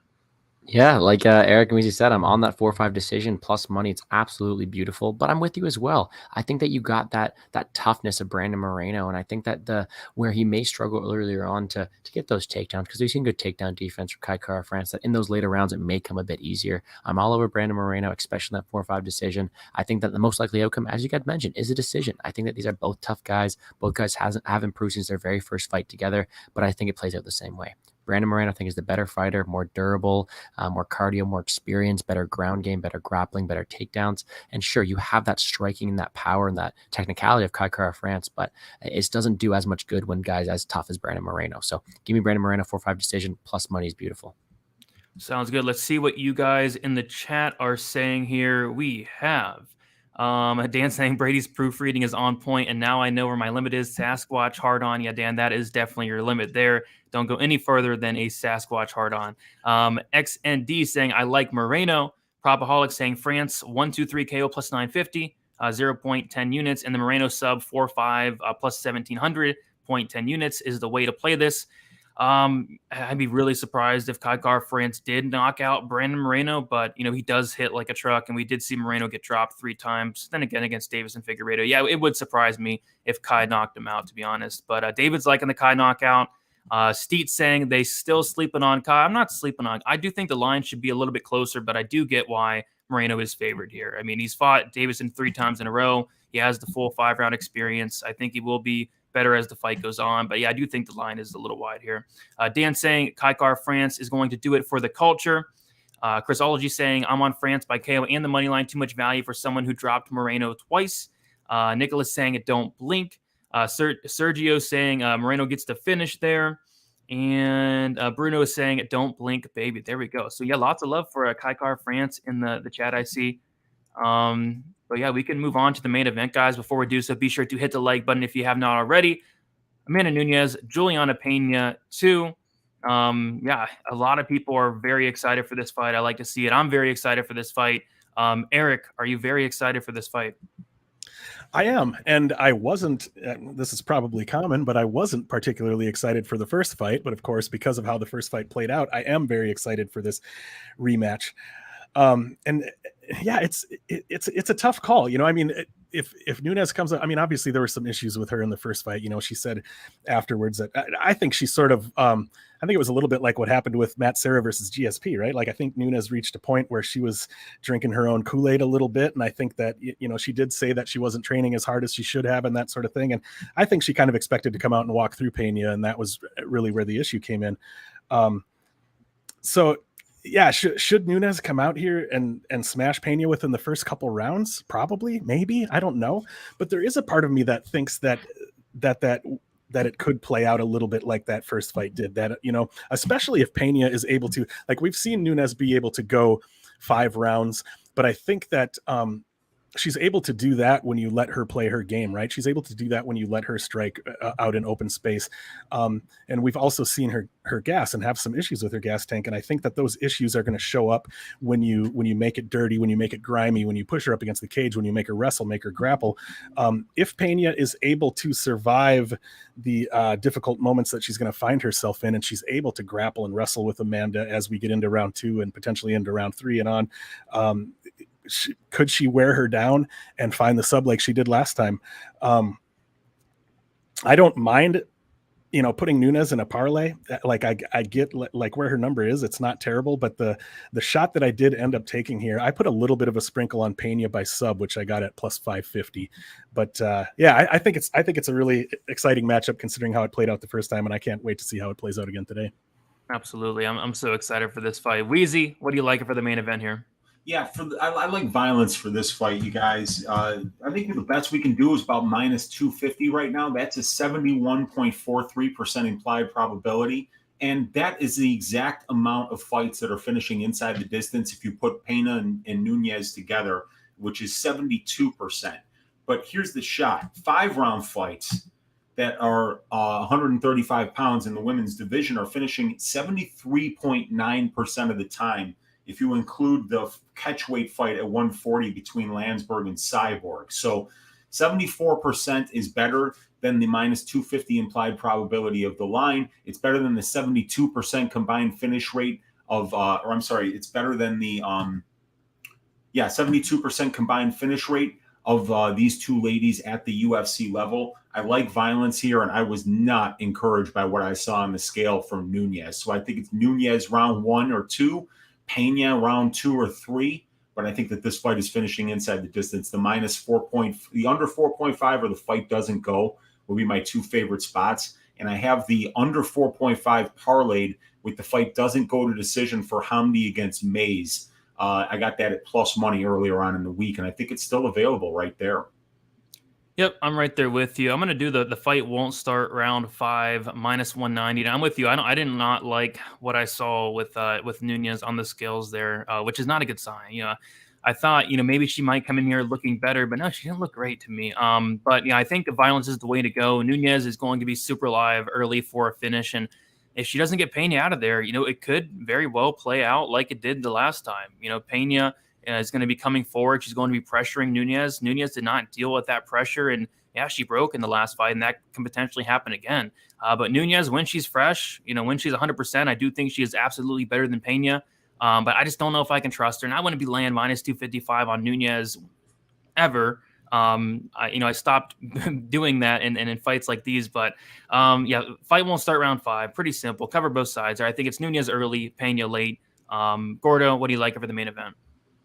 Yeah, I always rank my picks on what I think are the most confident, especially for all predictions. And this is probably the fight I'm the least confident in. I'm going to sit back and I'm going to enjoy this from a viewership perspective. I don't have a bet on this fight. I'm just going to see what happens because there's so many narratives here. All right. You have probably the better fighter, the female GOAT, Amanda Nunes, who just hasn't been herself. Is her heart in it? I think that skill aside, I think the person who wants it more is Julianna Pena. And for that reason, who are you going to take, the more skilled fighter or the person who wants it more? And usually for me, it's the person who wants it more, but you can never count out Nunez because she is so good. I lean towards a Pena side, but I'm going to stick with you guys. Violence. I think if Nunez doesn't feel like she's going to win, she's going to get herself out of there. We've all seen that tap her last time out. We've all seen that fight. We've all seen how it ended. I think that if she doesn't want it, it'll be very evident early on. With that being said, she's a killer. I mean, she's going to have the ability to go out there and try her best early on when she's fresh. And I just think violence is the way to go. I'm with you guys completely. Under 4.5, minus 200. It's where I'm going to lean on this one. Sounds good. Right there with you. Let's see what the chat is saying, and then we'll get you guys out of here. Steven saying, how much do the weigh-ins spook you on Nunez? Yeah, I mean, just doesn't give me, much confidence. But to be honest, I wasn't running to bet Nunez anyway. But I did like violence, so I kind of like the, seeing Nunez not look great for the violence aspect of things. But I don't know. I'm just not really confident in a side here. Nunez by KO. She is ready. Hope she is. Memphis. Nunez by scissor. I've been seeing a lot of people saying that throughout the week. Nunez is officially washed and done if she loses again. Potentially, man. Pena's cardio is scary. Yeah, Pena's cardio typically isn't the best, but the Nunez fight last time was a really bad look for Nunez there. Chrisology saying Pena by submission round 2. And then, Probaholic saying 40 minutes. Yeah, I'm excited as well. So, all right, we'll get you guys out of here. Thank you guys so much for coming on. Wheezy, Eric, and Gordo. Wheezy, we'll start with you. Let the people know where they can find you and what you have going on typically throughout a week of MMA content. Yeah, for sure. You can find me on Pub Sports Radio every Sunday for Stat Diggers, every Wednesday for the DFS show with Gordo and Brady and Monk, and every Saturday for the watch along. I'll be joining Boston Nick and the boys for that today. You can find me on my YouTube channel, Uncle Wheezy, every Tuesday night for Just a Tip, 10 o'clock Central Time after the Contender Series, where we break down all the fights, finish with Uncle Wheezy's ass shaving of the week. And then you can find me also on the MMA Engine YouTube channel with Monk, with Lou Betya, and with Brady. I do main event breakdowns there. I do balls deep breakdowns there, and we do probability every Monday night, giving you a data-driven look into all the time props on the card. And the only order of business left, you guys, at this juncture is to stack cash tickets like flapjacks for UFC 277. Let's get it. I'm hungry. I'm ready to eat. Sounds good. And guys, by the way, I will be going up until fight time here. So if, like I said, if anybody wants to come on, hit me up on Twitter. I'll get you your link. Let me know your favorite bet. Let me know your favorite fight. I'm going to be bringing on Boston Nick and then Lou Betcha here really soon. But Wheezy, thank you for coming on. Appreciate you. Best of luck today. Let's win some money and let's shave some asses as well. See you, Wheezy. All right, Eric, let the people know where they can find you and what you have going on throughout the week. Absolutely. Yeah. Thanks, Brady. And thanks to everybody for being in the chat today, too. You can find me at Eric Bets Fights on Twitter, at Eric_Bets_Fights on Instagram. Also, my own YouTube channel, which I think should be linked in the description down there, Eric Bets Fights. And I also put out some content on the Never Hedge Media YouTube channel. I put out a show called Mixed Martial Smarts, which is a UFC trivia show on Tuesdays. My full card breakdown I put out on Wednesdays. Thursday nights, I have a live show called Big Money Bets, where we talk props and parlays. And then right here on Saturdays. So yeah, thanks for being here, everybody. Sounds good. Appreciate you, Eric. Go check out Eric. See you later, Eric. Good luck today. All right, Gordo, let the people know where they can find you and what you have going on throughout the week. Yeah, thanks for the invite. I had some big shoes to fill with Lou Betcha, but we'll get his yam bags in here. I appreciate you letting me talk fights the last bit. You can find all my work on Plays and Fade Sports. I just posted my DFS video a little late, but not only do I have that there, but I also usually do a prop drop. And then Dana White Contender Series is back. I'll be doing a live stream with Narco Crop and Liam every Monday night at 10 p.m. Other than that, I join you guys in the Pub Sport Radio Breakdown Wednesday nights. And if you ever want to talk fights, hit me up on Twitter at GamblesGordo. Once again, thank you for the opportunity. Good luck on all your bets tonight. Let's make some money, guys. Sounds good, Gordo. If you want to come on anytime, I'll be doing this show for every pay-per-view. I'll be bringing on guys after the regular crew. But if you want to come on next time, you definitely can. Awesome. I'll be there. All right. See ya. All right. We will bring on the first guest, Boston Nick. What is up, Nick? You ready? What's you up, ready brother? for the fights? How's it going? On? Thanks for having me. No problem, man. So I guess we'll start with this. What fight are you most looking forward to? Well, they're back-to-back. It's the Lewis and Pavlovich fight, and then the Moreno and Kai Kara fans fight, back-to-back. And I could throw Nunes and Pena right after that, but those are my two favorites, back-to-back. Yeah, they're all really good fights there. Yeah. If I had to pick one for me, it's got to be the main event. It's got to be the main event, man. I'm looking forward. I mean, there's a lot of narrative out there on Amanda Nunez. You know, she's washed. She's done. We're about to find out. Any thoughts on the main event? Yeah, I watched probably 3 or 4 times today that fight. I didn't go very long, went a round and a half barely. Nunez did everything wrong in that fight. Everything wrong to lose that fight. She started too quick. She was throwing bombs. She was letting Pena catch her with everything, and Pena's not the best of striker. If Nunez just bobs and weaves here, I think she goes to I'm taking it 4-5 decision, Nunez. That's what I'm going to do. 4-5 decision for Nunez. Pena obviously has that submission chance. Has she gotten that much better in the striking since the last fight? I don't know. One thing I don't like is what you said, the weight cut. And the other thing I don't like is a change of camps, leaving ATT, starting her own gym. Yeah. Who's her sparring partner? You know what I mean? Who's her sparring partners? Who's she getting in with in the gym? I don't know. So there's a little bit of a suspect there. Yeah, we'll have to see, man. I think if Nunez shows up, she's ready to go. I think she does look good, but the narratives are in the back of my head. It's kind of scaring me. So right. What is your best bet for the entire card? What are you looking at? It's actually a +4. I got it yesterday. I just looked too. It's at plus. It already went down to +325. It's Moreno by sub, +400. Moreno by sub +400. I think he's going to be able to get that choke in the later rounds, 3, 4, 5. I would say. First couple of rounds are going to be hairy. Kai Kara, for instance, like first fight. I mean, he hurt Moreno. Moreno just ended up coming back, though. I think Moreno has gotten leaps and bounds better than he did before. So is Kai Kara France. But I still think that there's levels to this. And I think that Moreno's on a different level. Yeah, I know a lot of people are on those late submissions, and those are juicy as well. But Nick, thank you for coming on for a little bit. Glenn with the dono saying Boston Nick is the man. He absolutely is the man. Nick, I know you are going to be going live with the Pub Sports guys in about 36 minutes. So talk about that. Let them know where they can find you. Yep, we'll be live from the prelims all the way to the main on Pub Sports Radio.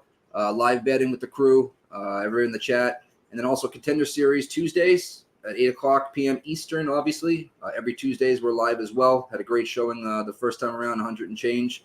If you guys want to bet Contender Series live with us on Pub Sports Radio, Tuesdays, 8 p.m. Eastern.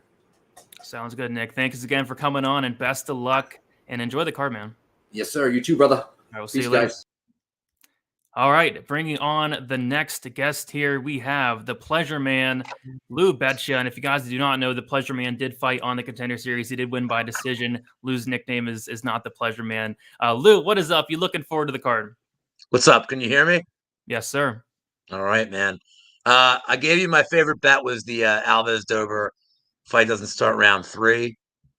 But if I can sell the people on the Smith Ankalaev fight doesn't go at even money, I know you guys talked about it a little earlier. I know there's a lot of takes on this in the community, but I do think Smith is going to force Ankalaev to either be pressured and he's either going to make mistakes, he's going to take it to the ground, or Smith's going to get him out of there. I mean, he does have vet savvy. I'm not as high on Ankalaev as a lot of people are. I think he fights technically well, but nothing impressive. But if Smith forces him to get violent, he will. So at plus money, I love it for a 15-minute fight. And I'm big on Smith season this week. So I know. I mean, you've been talking about Smith. I know you mentioned a couple months ago, you were like, you really think that Smith could be champion one day. You really think that. And if he loses to Jamal Hill in 10 seconds, that's the progression of the title. Yeah, you're right. I mean, this light heavyweight division is kind of wide open, right? So yeah, if Smith does win this fight and pull off the big upset, he's right there. He's right there. So yeah, I mean, I'm on the Ankalaev side. You can't bet him at minus 700, but I like that fight does a good decision at plus money. So I think that's a really good look. And like you said, you're very high on the Dober and Alves fight doesn't go to decision. You're on the fight won't start round 3 minus 135. You want to touch on that a little bit? Yeah, so Dober, sorry for that. So Dober, 13 out of his last 15 fights have not hit the scorecards. The last one Alves went to the scorecards was Demir's Magulov, who's not finishing, the sandwich I'm going to eat in an hour. Yeah. He just jabs to death. Alves, they're both kill or be killed. Dober's starting to show some chinks in the armor a little bit, with his chin. I mean, McKinney got him. But what I really see for this fight is, so I did 2 props in this too. I have Alves round 1 sub, and I have Dober round 2 KO. I can see Alves at some point going for that guillotine, and either he gets it or he's in a horrible, horrible spot, and Dober can pound him out. So, look, at some point, Dober's durability is going to go, and maybe this is the fight. But I love this for time props. If this is the 3rd round, I deserve to lose it. But I think Dober one more time can get him out of here. And I see Brandon Smith, who I don't know if he's related to Anthony Smith, says that Smith will never be the champ. Maybe he's talking about himself. I don't know. Yeah, come on, Brandon Smith. I mean, same last name. You got to root for the guy. But yeah, I'm with you. I like a fight doesn't go here. I like the violence. Alves has literally been finished in 9 of his 10 losses. The 1 decision loss was against a decisionator and Ismagulov. I think Dober is going to make this a very fun and exciting fight. And like you said, Dober's durability is going to be tested in this fight. Alves hits like a truck. Dober was hurt bad in his last fight against Terrence McKinney. McKinney almost got him out of there. He relies on his chin, and rightfully so. He has one, but Alves is super dangerous. So I think that's a really good look, Lou. So and what's McKinney's MO? Bet you down and go for subs. I feel like that's going to be Alves' MO here. It's I think it might play out kind of similarly. Mills saying I'm up next.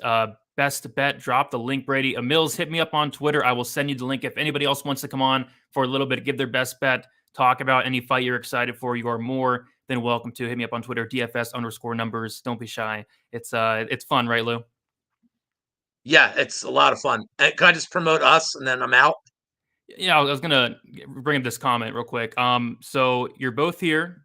1, 2, 3 parlay Glenbot. First of all, appreciate the donut Glenbot. Second of all, Lou, do you have a 1, 2, 3 parlay? And if you guys don't know, this means that you're parlaying three Island guys. parlay. The island parlay, yeah, the 1, 2, 3, 4, 5. You can touch on that as well. But yeah, these are always fun. I know we did them on the Narco Sure. podcast. Go ahead, Lou. Semelsberger round 1 KO. I just feel like this is a horrible matchup for Morono. And I also think the UFC loves Semelsberger. Like they're really trying to bring him along and they love him. And I think that his best equity is Semelsberger is round 1. Semelsberger round 1 KO, Dober round 2 KO. And take your pick for round 3, either Dontel Mays round 3, because I think he's got 3 finishes in the 3rd round in his past. So I like Dontel Mays there, taking his time. Or fucking hey, man, give me Anthony Smith round 3 plus 2,900. Oh my goodness, there we go. For me, I'm gonna go with round 1. Lloyd's is a good one in chat too, by the way. I don't mind Negu round 3 either. Like, okay, yeah, I don't mind that one either. Neg round 2, and then Dober round 2, and semi round 1. Yeah, that's solid for me. I'm going to go with the round 1 is kind of the one I'm struggling with. I'm gonna go. This might upset some people. I'm gonna go Nunez round 1. I'm gonna go Pavlovich round 1. I'm going to go with round 2 Dober. I think is a popular one, and then round 3 Mr. Dontel Mays. That's my 1, 2, 3. Did you want to give a 1, 2, 3, 4, 5? No. Okay, but I do have a prop play on Moreno sub round 4 once they get to the championship rounds. Sounds good. All right, Lou. Go ahead. I do think the change to glory is going to be good for Moreno. He's probably going to stand the first round like an idiot. I'm not saying he's not going to be competitive on the feet. It's just the path of least resistance is get this to the ground as soon as you can. Moreno should have just a tremendous advantage. And for anybody that's saying like, yeah, I know, well, KKF like defended against Askarov's takedowns. Askarov offers nothing in the stand-up. Like there's no threat of anything but defending takedowns. Moreno's pretty well rounded. And then we get I'm excited for 2 years, Brady, when we're talking about Moreno Figueiredo 9. Oh, yes. Or 10, yeah, for sure. But yeah, Lou, thank you for coming on. Go ahead and let the people know where they can find you and what you have going on throughout the week, man. I'm only promoting Watch Us Mondays, 7 p.m. Right in between the main event breakdown on the MMA Engine. Brady and I going into week 2 of our Dana White Contender Series. We did great last week. Chat was blowing up. Guys, please tune in. We do a short show, like quick picks, but like 2-minute breakdowns each. And other than the Pleasure Man winning a ridiculous, lame 9-strike decision last week, we kind of hit everything else. So please tune in. Give our new show a shot. Only got 9 more weeks of it, man. So we're here to help you guys. Sounds good. Go check out Lou, the Pleasure Man, apparently. We'll see you later, Lou. Best of luck today. I don't know how this guy doesn't realize I don't have a show. We have like 19 shows each on the channel. But I guess they don't have the internet. Later, Brady. We'll see you later. All right. Bringing on the next guest. If anybody else wants to come on, my Twitter DMs are open. I'll send you the link here. We have MMA Mama's Room, a.k.a. MMA Locker Room, a.k.a. Mills, guy on Pub Sports Radio. I'm sure you'll be doing the live stream with those boys over there. But Mills, what is up? You looking forward to the card? Man, this card got some bangers on there, man. I think a lot of times, sometimes it seems like the gamblers and the cappers fall in love with the fighter, and it seems like sometimes I'm on that island and I'll be on that island all by myself. So, I'll take that. One thing that I like on this fight, I'll give you my best prop that I like that's plus money to sprinkle some money on. Brandon Moreno wins in round 4. Plus 1,700 out there. Really love the value on that. But this is what I'm here for. Jocelyn Edwards at a minus 125 is the play for me. The only Kim I like is Little, and she used to rap with Biggie Smalls in them, so I get it, the volume of Fire Fist, but to be honest, she's on a 3-fight losing streak. And when you look at it, she was never that good to begin with. Jocelyn Edwards, people want to throw her away, just because they lost money for her once or twice. Not me, man. I'm stating that flag. Give me Poteria right here, minus 125. Guaranteed that's the play that everybody hates. Whew. I don't know. I mean, I'm on Edwards myself. I'm not going to bet it. Did you see the blue hair though? What do you think of the blue hair? You like it? I didn't like it. It wasn't working for me, you know, but she's inspired by Lil' Kim, you know what I mean? So, you know. I like it. All right, so yeah, you're on Edwards. You're right. A lot of people are on the Kim side, and the line's not really moving, man. So yeah, I'm on Edwards myself. I didn't bet it, but I wish you luck on your bet. Mills, what is your most exciting fight that you're looking forward to? We have 12 or 13 fights on this card. A lot of bangers. What are you liking? Man, I'll be honest, man. When it comes to me, the most exciting fight on here, it got to be the co-main event. I mean, what they did in that first fight, that's when Brandon Moreno pretty much claimed his throne. He was getting his ass, no, he wasn't getting his ass whooped. He was getting beat up the first round and a half of that Kai France fight. Then after that, he just started coming out and putting it on him. So I think that fight is really going to pick up on where it left off at. Because I remember Kai France was definitely winning that fight, and then Brandon Moreno just started manning up on him. So, you know, I actually think the co-main event is going to be the most exciting fight I'll be watching. Sounds good. I can't wait for that fight. I can't wait for the main event. Curious to get your take on the main event, then we'll get you out of here. Who are you liking? You liking Nunez? You liking Pena? All right, man. So you're talking to a guy who used to see Julia Pena on Ultimate Fighter. Ever since then, that was the girl that I thought that could beat Valentina. She had a chance, opportunity, didn't happen. To be honest, I was a big fan of her. She got pregnant and took time off. When she took time off, she didn't come back looking like I wanted her to. Never really got in that physical conditioning that she needed to. Always had a little bit of flab on her, always wear those overshirts and shit like that. So she kind of ran out of my like fan favorites and shit real quick, and I kind of forgot about her, you know, after I think that Sarah McMahon fight. So when it came to the Nunez fight, I was all over Nunez, you know, to win inside the distance. We went on the stream. I gave even some keys to victory on how Julia Pena would win if she would. And she ended up winning. And it was one of those to where it's like, you know, you wish you would just stick with your gut, stick with your guy. And I didn't do it then. So I ain't going to do it now, man. Amanda Nunez at a minus 275 is way too low, man. So come on, man. Give me that Amanda Nunez, man. Amanda Nunez money, parlayed out with Moreno, minus 105. What a hell of a time. Let's go. I mean, yeah, minus 265. Like after the fight is over, we could look back and say, why was Amanda Nunez minus 155, minus 160? She just ran through Julianna Pena. So I don't know. I'm not confident on either side, but yeah, curious. Brady, it reminds me of this fight. We was on a stream. It was Khabib versus Conor fucking McGregor, and Khabib dropped down to a minus 160, and people didn't hammer it. And to me, it kind of reminds me a little bit thing like that, to where it's like, all right, that's one of those bets to where I should have did everything I had in my account.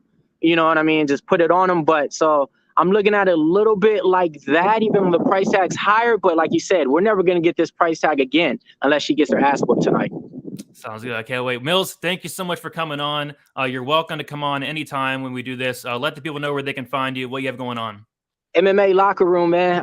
Instagram and Twitter. I know all y'all got it, all 400 of y'all. So I need at least 300 follows after this, man. I'm interviewing your favorite fighters. I'm asking them all the questions. You too scared and you never will and you won't. Winner Circle coming out with all the winners. Besides that, MMA Pub Sports, your number one MMA source for all your MMA live streams. Check us out. We'll be going live in about 30 minutes with the whole crew. And to be honest, it's a hell of a time to bet live.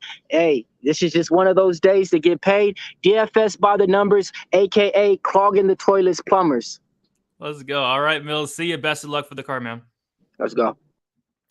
All right. If anybody else wants to come on, feel free to do so. I'm going to hit up the chat now, talk about it with you guys. We have about 22 minutes till start time. Every pay-per-view, we're going to be doing a 2-hour special. I'll bring on 4 guests. I already have, I have 4 guests or 3 guests lined up for next pay-per-view for UFC 278. I'm going to be getting a really good panel for 280s with big card as well. And then, yeah, if anybody wants to come on after those guys are done, feel free to do so. But we'll hit up the chat right now. What do you guys think? What is your guys' best bet for the entire card? I see a lot of things here. Looking forward to it. Lots of spots sticking out. So I'm curious to see your guys' best bet on this card here. We'll kind of talk about it. A shout out to Mills. Best of the live. Yeah, go check out the Pub Sports guys. They do a great job over there. People are sleeping on Francis Power for some reason. Figgy doesn't hit much harder, if at all, and he dropped Moreno multiple times. I do think Figgy is the harder hitter, but yeah, France hits very, very hard. And Moreno has been dropped 4 times at this point. I don't know, man. I think France is a lot liver than the line does indicate, but it's just hard for me to be confident in that fight one way or another. France is getting finished, and Eric, he guarantees it. I think both guys are super, super tough to finish, honestly. I mean, I think it goes to decision, but could see a late finish. We're all saying looking forward to the Dana White's Contender Series breakdown. You have to look into that tonight. I have not looked into any of the fights. A little behind. I got to tape next card and then Contender Series as well. Hopefully get all that done tonight and tomorrow. Tito, your best bet on the entire card is Anthony Smith by points at plus 1,000. That's the best bet. I mean, I really don't like that for a bunch of reasons. I think if Anthony Smith does win, I honestly think it's going to be a finish. Anthony Smith, 93% finish rate. Ankalaev has been finished in his only loss. It just would really shock me if Anthony Smith won a decision here. Fireside, like in the Alves by submission, I think that's a good look. I think if he does win, it is probably by submission and also in the very first round. I don't mind that at all. Best bet for Nick is Alex Morono. Yeah, I do think Alex Morono is getting counted out. It kind of seems like he's always getting counted out. A lot of people are on that Semelsberger side. I am picking Morono, but just not with a ton of confidence. I think it's going to be close. I think it goes to decision. You have the power of Semelsberger, the volume of Morono. Just a tough fight to call overall.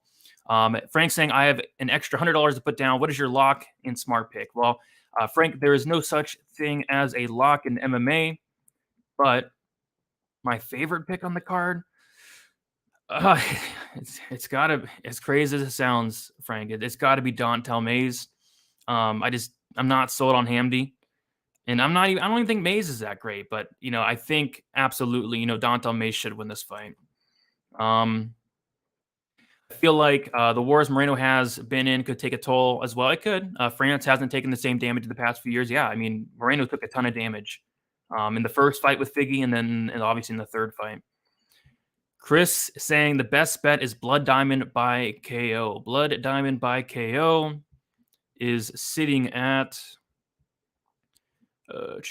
like plus 250, plus 330. Yeah, I mean, if Cosi cannot get his ground game going, that KO could definitely be live, man. Hey, if Morales doesn't get a finish in round 1, does he make it to the optimal? I'm kind of leaning towards that first round finish. I mean, maybe he get like a second round finish. It's really hard to get away from Morales on DraftKings. I know he's 9,500, but I do think he finishes Adam Fugitt. Fugitt's been finished before. Morales an 87% finish rate. I would lean towards Morales is optimal, especially if he's in the first round. If he gets out of the second, it could be iffy, but I'll lean towards yes still.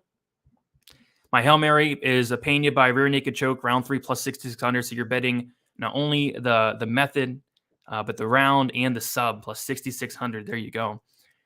Yeah, thank you for coming on, Nick. Appreciate you guys. Appreciate you and everybody else that did come on. If you get round 1 KO plus 2,700, says Ethan. Yeah, I think that's probably how he wins. Let's see here. And then I'll kind of run through the card in case you guys are just coming in, and I'll kind of run through some of my bets as well. Blood Diamond is a wish fighter. You mean like a Make-A-Wish fighter? Pena by decision. A decision would kind of shock me. Or I think if Pena does win, I think she finishes.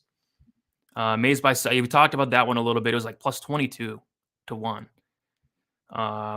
Free Africa. Brady, why do you think Adesanya hyped Blood Diamond? I mean, pretty easy answer for me. I mean, they're buddies. They're buddies. That's about it. Rakic is the next champ. I don't think so. I don't think, but yeah, that light heavyweight division's kind of wide open. You got Yuri, you got Glover still in the mix. You got Jamal Hill coming up, Ankalaev. That light heavyweight division is wide open. First round KO for Lewis. All right, I'm going to kind of run through the card for a little bit here. Let's talk about a couple fights. So, we kicked the night off with Blood Diamond, Orion Cosi. We saw the weigh-ins. Cosi did not look amazing on the scales. I still think he should win. I mean, Blood Diamond, he's 3-1. We know why he's in the UFC. He's buddies with Adesanya. Cosi should go out here and win the fight. Cosi's wrestling's really good. Again, the weight cut kind of concerns me, especially considering he does typically slow down as the fight goes on, but not to a point where it's too concerning. We have seen him get 3 late finishes, but yeah, I like violence here. I think it covers either side. I would not really lay minus 200 on Cosi. It looks like a lot of people are really confident in Cosi, and I think you should be. And the line even changed again. It looked like Cosi went to minus 211, but he should finish Blood Diamond here. He really should. Cosi inside the distance plus 100 on DraftKings there. But yeah, I do like violence, like the under 2.5. The fight doesn't get decision is a solid parlay piece, I think. I think this fight does finish. Cole with the dono. Appreciate you, Cole. A1 content is always let's cash today. Let's cash today. Indeed, that's the goal. Appreciate you, Cole, for hanging out. Appreciate you, Cole, for the dono. It does mean a ton. Cosi is going to wrestle FM. Absolutely. I think that's his path here. I do not see him going out there and striking with Blood Diamond. Chrisiology saying round 3 KO by Blood Diamond is plus 1,200. Could be live, especially if Cosi did have a bad weight cut, if he did slow down. Because we know that Cosi, he's going to wrestle nonstop, I think. So, and it's pretty cool. We have about 15 minutes until we get to see that fight. I cannot wait for it.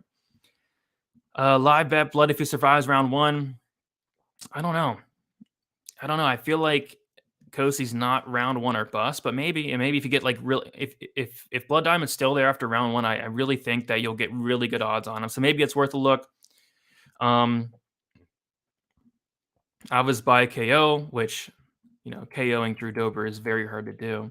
That's why people are on that sub. But Alves by KO is plus 850 on Bet Online. Just seeing your 100-pound progress watching the beginning of your last video. Congrats, man. Appreciate that. Posted on Twitter and Instagram a progress pic. Lost 100 pounds in about 6-7 months. So thank you. I'm really proud of that. Orion with the bad weight cut. Yeah, no problem. Eric, let's talk about another fight here. Why not talk about the Dober fight a little bit more? Dober, Alves, this is probably my favorite fight on the entire prelims. We have two guys that are just going to go to war, and a couple of the guys, I think Uncle Wheezy, really Eric, and every Gordo even, talking about this minus 160 on Dober. It opened at minus 300. Lots of money coming in on Alves here. I think that, Alves is extremely dangerous. I think if Alves wins, it's in round 1. So if I was looking to bet this fight, maybe you do bet Dober and hedge with an Alves round 1. But if this fight does reach the second round, I highly do favor Dober. And I'll be looking at this fight from a live betting standpoint as well. I think Eric brought that up. But I do like violence in this fight as well. I think they're going to throw down. Dober's been finished a ton, honestly. A lot of those are by submission. I think he's been knocked out once, but everything else is by sub. Alves is very dangerous on the mat. And then Alves just has been finished 9 times at the end of the day. He's been finished a ton. So I think fight doesn't go, covers both sides there. But yeah, Dober, money line, minus 160. It could look like, a decent bet when it's all said and done. But yeah, Alves is going to be super dangerous in that first round. Alves in round 1 plus 650 on FanDuel Sportsbook. I know people are throwing in the round 1 sub as well, which could be something to mention. Where are you watching, Brady? I'm actually going to B-Dubs to watch the main card with a couple friends. Fight to most likely end by fluke injury. I don't know. Maybe the main event, because we've been seeing a couple main events end in a fluke injury. So maybe the main event ends in a fluke injury there. Appreciate the dono. Nen Olit. Hopefully I pronounced it somewhat right, but yeah, appreciate the dono. And he's saying Rakic will cook that Jiri fake samurai loser. I'm not the biggest Jerry fan myself, but I wouldn't say he's a fake samurai loser. I wouldn't say that, but appreciate the dono, man. Let's see here. Sprinkle on that Alves KO. Chris on the fight doesn't go to see. Yeah, I think fight doesn't go is a really good way to play it, and also on that Dober 2 and 3, definitely good looks. What is up, Chris? How you doing? Best of luck to you, man. I hope not. I hope the main event does not end in a freak injury. What time is the Nega Mariano fight? It is going to be probably like 30 minutes, 6:30, something like that, Eastern, because I think it's the second fight. So after the Blood Diamond fight is that Nega Mariano fight. Any other fights you guys want me to touch on before I head out of here? Rakic sucks. I don't know about that. Dober's getting KO'd and the Lewis fight is going the distance are not it. I'd be really surprised if the Lewis fight went to decision. 6:45. Lewis going to get that hometown KO. Yeah, that's a tough fight. That is a super tough fight. Amanda Nunez has gone 5 rounds with Valentina, and it was close. So why do people think Amanda will have any problem with Julianna for 5 rounds this time? Yeah, that's a good point. Amanda has been 5 rounds at bantamweight, and she's done it a couple times.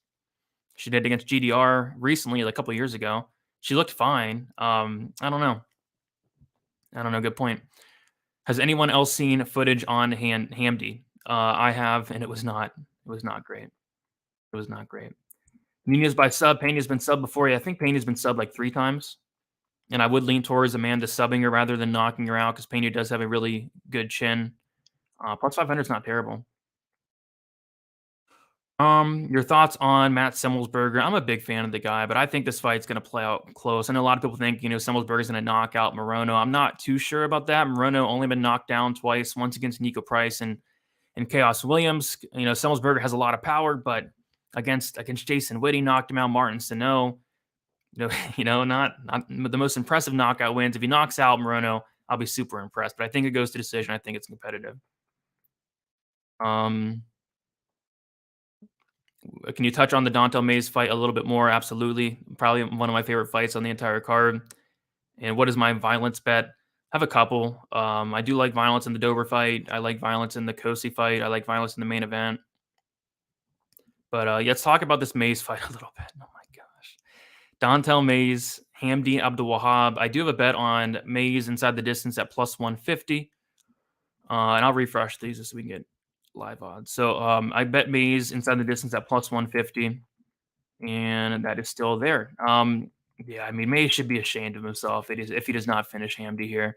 Hamdi's like 3-1. He's fought the worst competition I've ever seen since I first got into MMA. I've never seen anything worse than I blocked him. I've never seen anything worse than the level of competition of Hamdi. And even then, like he's fighting these guys, he's beating these guys, and I'm not impressed with the performances. Like he's an Olympic wrestler. He's going out there. He's getting tired after a couple minutes. He's sloppy on the mat. He has no positional control on top. It's just not great. I mean, could he go out there and knock out Dontel Mays? I guess it's a heavyweight fight. Anything can happen, but my goodness, Mays, you gotta beat this Hamdi dude. You gotta beat him. The fight started in about 9 minutes. I went and watched all of Hamdi's fights that I could. Tyler Lee, I probably watched it, but just was not too impressed. What's up, Ron? Saying Brady, Brady put $1 on Mays round 3 sub plus 10,000. Then buy yourself a steak dinner because round 2 is 45-1 as well. Yeah, I saw that on Bovada. They had like 10,000 plus 10,000 for the Mays sub round 3. I definitely saw that. I don't know if I can pull the trigger on it, but yeah, maybe like a couple bucks on it would be interesting. Tyler Lee looked worse than Strickland. Yeah, I think I know who you're talking about. Yeah, he did not look great. Is Morono even credentialed in BJJ? Absolutely. Morono's a black belt in BJJ. Both Morono and Moreno, they're both black belts. It's just we don't get to see Morono's grappling a ton. He doesn't use it. He doesn't choose to use it. He's a great grappler. Just never goes to it. So maybe he will here, but not counting on it. I got mad bets and hella units up. Yeah, I have a decent amount. And Mays is a purple belt in BJJ. Just got it. All main event finish, fight finish inside the distance. Yeah, I think the main event does finish. Will he use it here? I think it'd be wise, but I say that for every Morono fight that I think it'd be wise for him to use it. Also, what is the hate about the Nunez weigh-in? She looked great at the ceremonials. I think they were talking about the weigh-ins early in the morning. She didn't look amazing. We have any cans on this card? Yeah, we have a couple. I'd consider, Hamdi not the best fighter in the world, and then Ihor. I'm kind of skeptical of Ihor Poteria, and it looks like everybody else is as well because Mariano opened up plus 170. He's now the favorite at minus 130. You can't. I don't really want to bet on this fight, but I did take a shot on the fight ending in KO. Both guys, no striking defense. Both guys, a ton of power. I think the fight finishes by knockout, but just a sloppy, greasy fight that you can't have any confidence in, really. But I'm not sold on Ihor Poteria, but a lot of people seem to not be. M. Mal is on the team Handy Big Boy. Yeah, not a lot of people on him. Not a lot of people on Hamdi. A lot of people on Mays. Even Mays opened up as a dog, and now Mays is a pretty big favorite. Ihor, round 1 or bust. Love that play. Yeah, he could. You are going to spark him in round 1. I mean, it's definitely possible. You are super dangerous, and Mariano blocks punches with his face. I have some Eeyore 2. Yeah, it's a fight I'm not confident in. There's a couple fights on these prelims that are like, you really don't want to be betting Jian Kim, Jocelyn Edwards, Eeyore Poteria, Nikolai Negamariano, even like the Blood Diamond Cosi fight. Like, we have some really sketchy fights to start off the card, but this main card's fire. I can't wait for it. Jason saying the Ank KO, I like it. Pantoja by sub, I like it. Pavlovich by KO, I like it. Kaikar France KO, it kind of would shock me, but he does hit hard. Nunez by sub, I like it. All 5 main card finishes inside the distance. I can see it. Yeah, those 5. Let's see. Ankalaev, Smith, Pantoja. I could see all 5 of them. I could see a Nunez or a Pena finish. I could see maybe a Moreno late finish. I'd be kind of surprised if Kaikar France knocked him out. Obviously, Derek Lewis Pavlovich should finish. Pantoja, I could see a submission win. And then Ankalaev Smith, I think, could finish as well. So, yeah, don't hate that. We got Negamariano. There we go. It's money. My main lay is Pantoja over 1.5. Lewis fight did not go to decision. Moreno over 1.5 and then under 4.5 in Nunez. I like it. I like that. All right. We'll touch on 1 or 2 more fights before we get out of here. We have about 5 minutes till the fight starts. I don't know. What should we touch on? We touched on the Mays fight. We touched on the Dober fight. We touched a bunch on the Smith Ankalaev fight.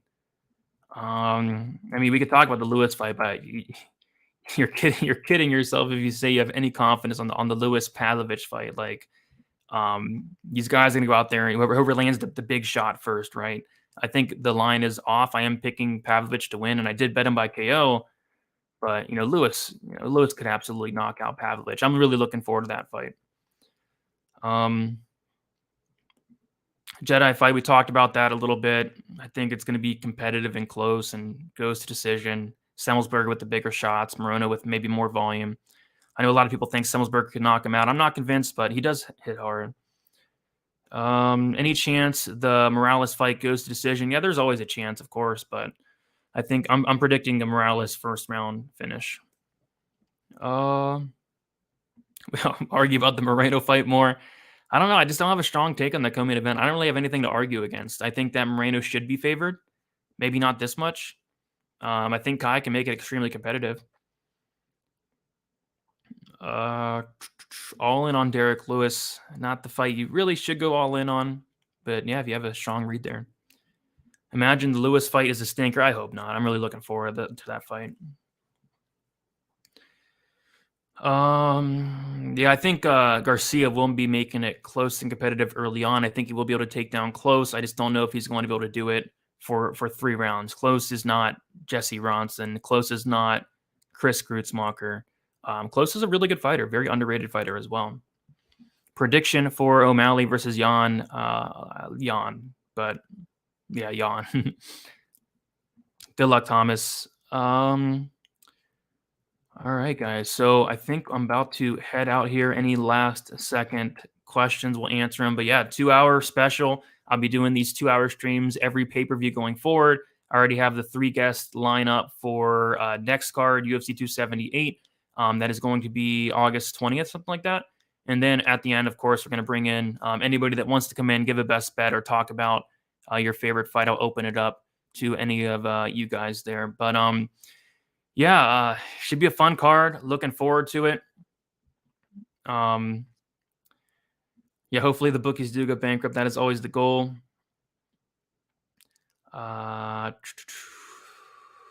Appreciate you, Shackle. Fook the bookies, I agree. ML saying good luck, buddy. Thanks for the shows. Good luck to you as well. F the bookies. There we go. You on any live streams? Not today. I know the Pub Sports guys are going live in about 2 minutes. I will be at B-Dubs. Yo Mama saying you're the best, Brady. Appreciate you, Yo Mama. If I missed anything, good luck, Sean, as well. Thanks for the content, Brady. Like always, appreciate you, Mike, hanging out with us. But yeah, going to end it here, guys. If you guys do enjoy the content, please be sure to leave a like, subscribe to the channel as well. Let's keep growing the channel. I really do appreciate all the support. I will be going live tomorrow on Pub Sports Radio for Stat Diggers with me and Uncle Weezy. Going to be breaking down the upcoming card next week, which should be a decent card. And then on Monday, I'll be getting out my Dana White's Contender Series video for week 2 on my channel, DFS by the Numbers. And then also on the MMA Engine, me and Lou Betcha will be doing a live stream around 7 o'clock p.m. Eastern Time, going over our best bets for the Dana White's Contender Series as well. So make sure you guys check that out. And yeah, just content throughout the week. Gonna keep grinding. It's been a long stretch. It's been like a 9 event stretch thus far. We have 3 events left to close a 12 event stretch. So it's been a grind. It's been fun, and looking forward to hopefully end this 12-week stretch strong, starting with tonight for UFC 277. Best of luck, everybody. Let's make some money tonight. Leave a like on your way out. Subscribe, all the good stuff. We'll talk to you guys very soon. You can hit me up on Twitter if you have any questions or want to talk about the fights, DFS_numbers, Instagram, DFS by the Numbers. Once again, best of luck, and let us make some money tonight.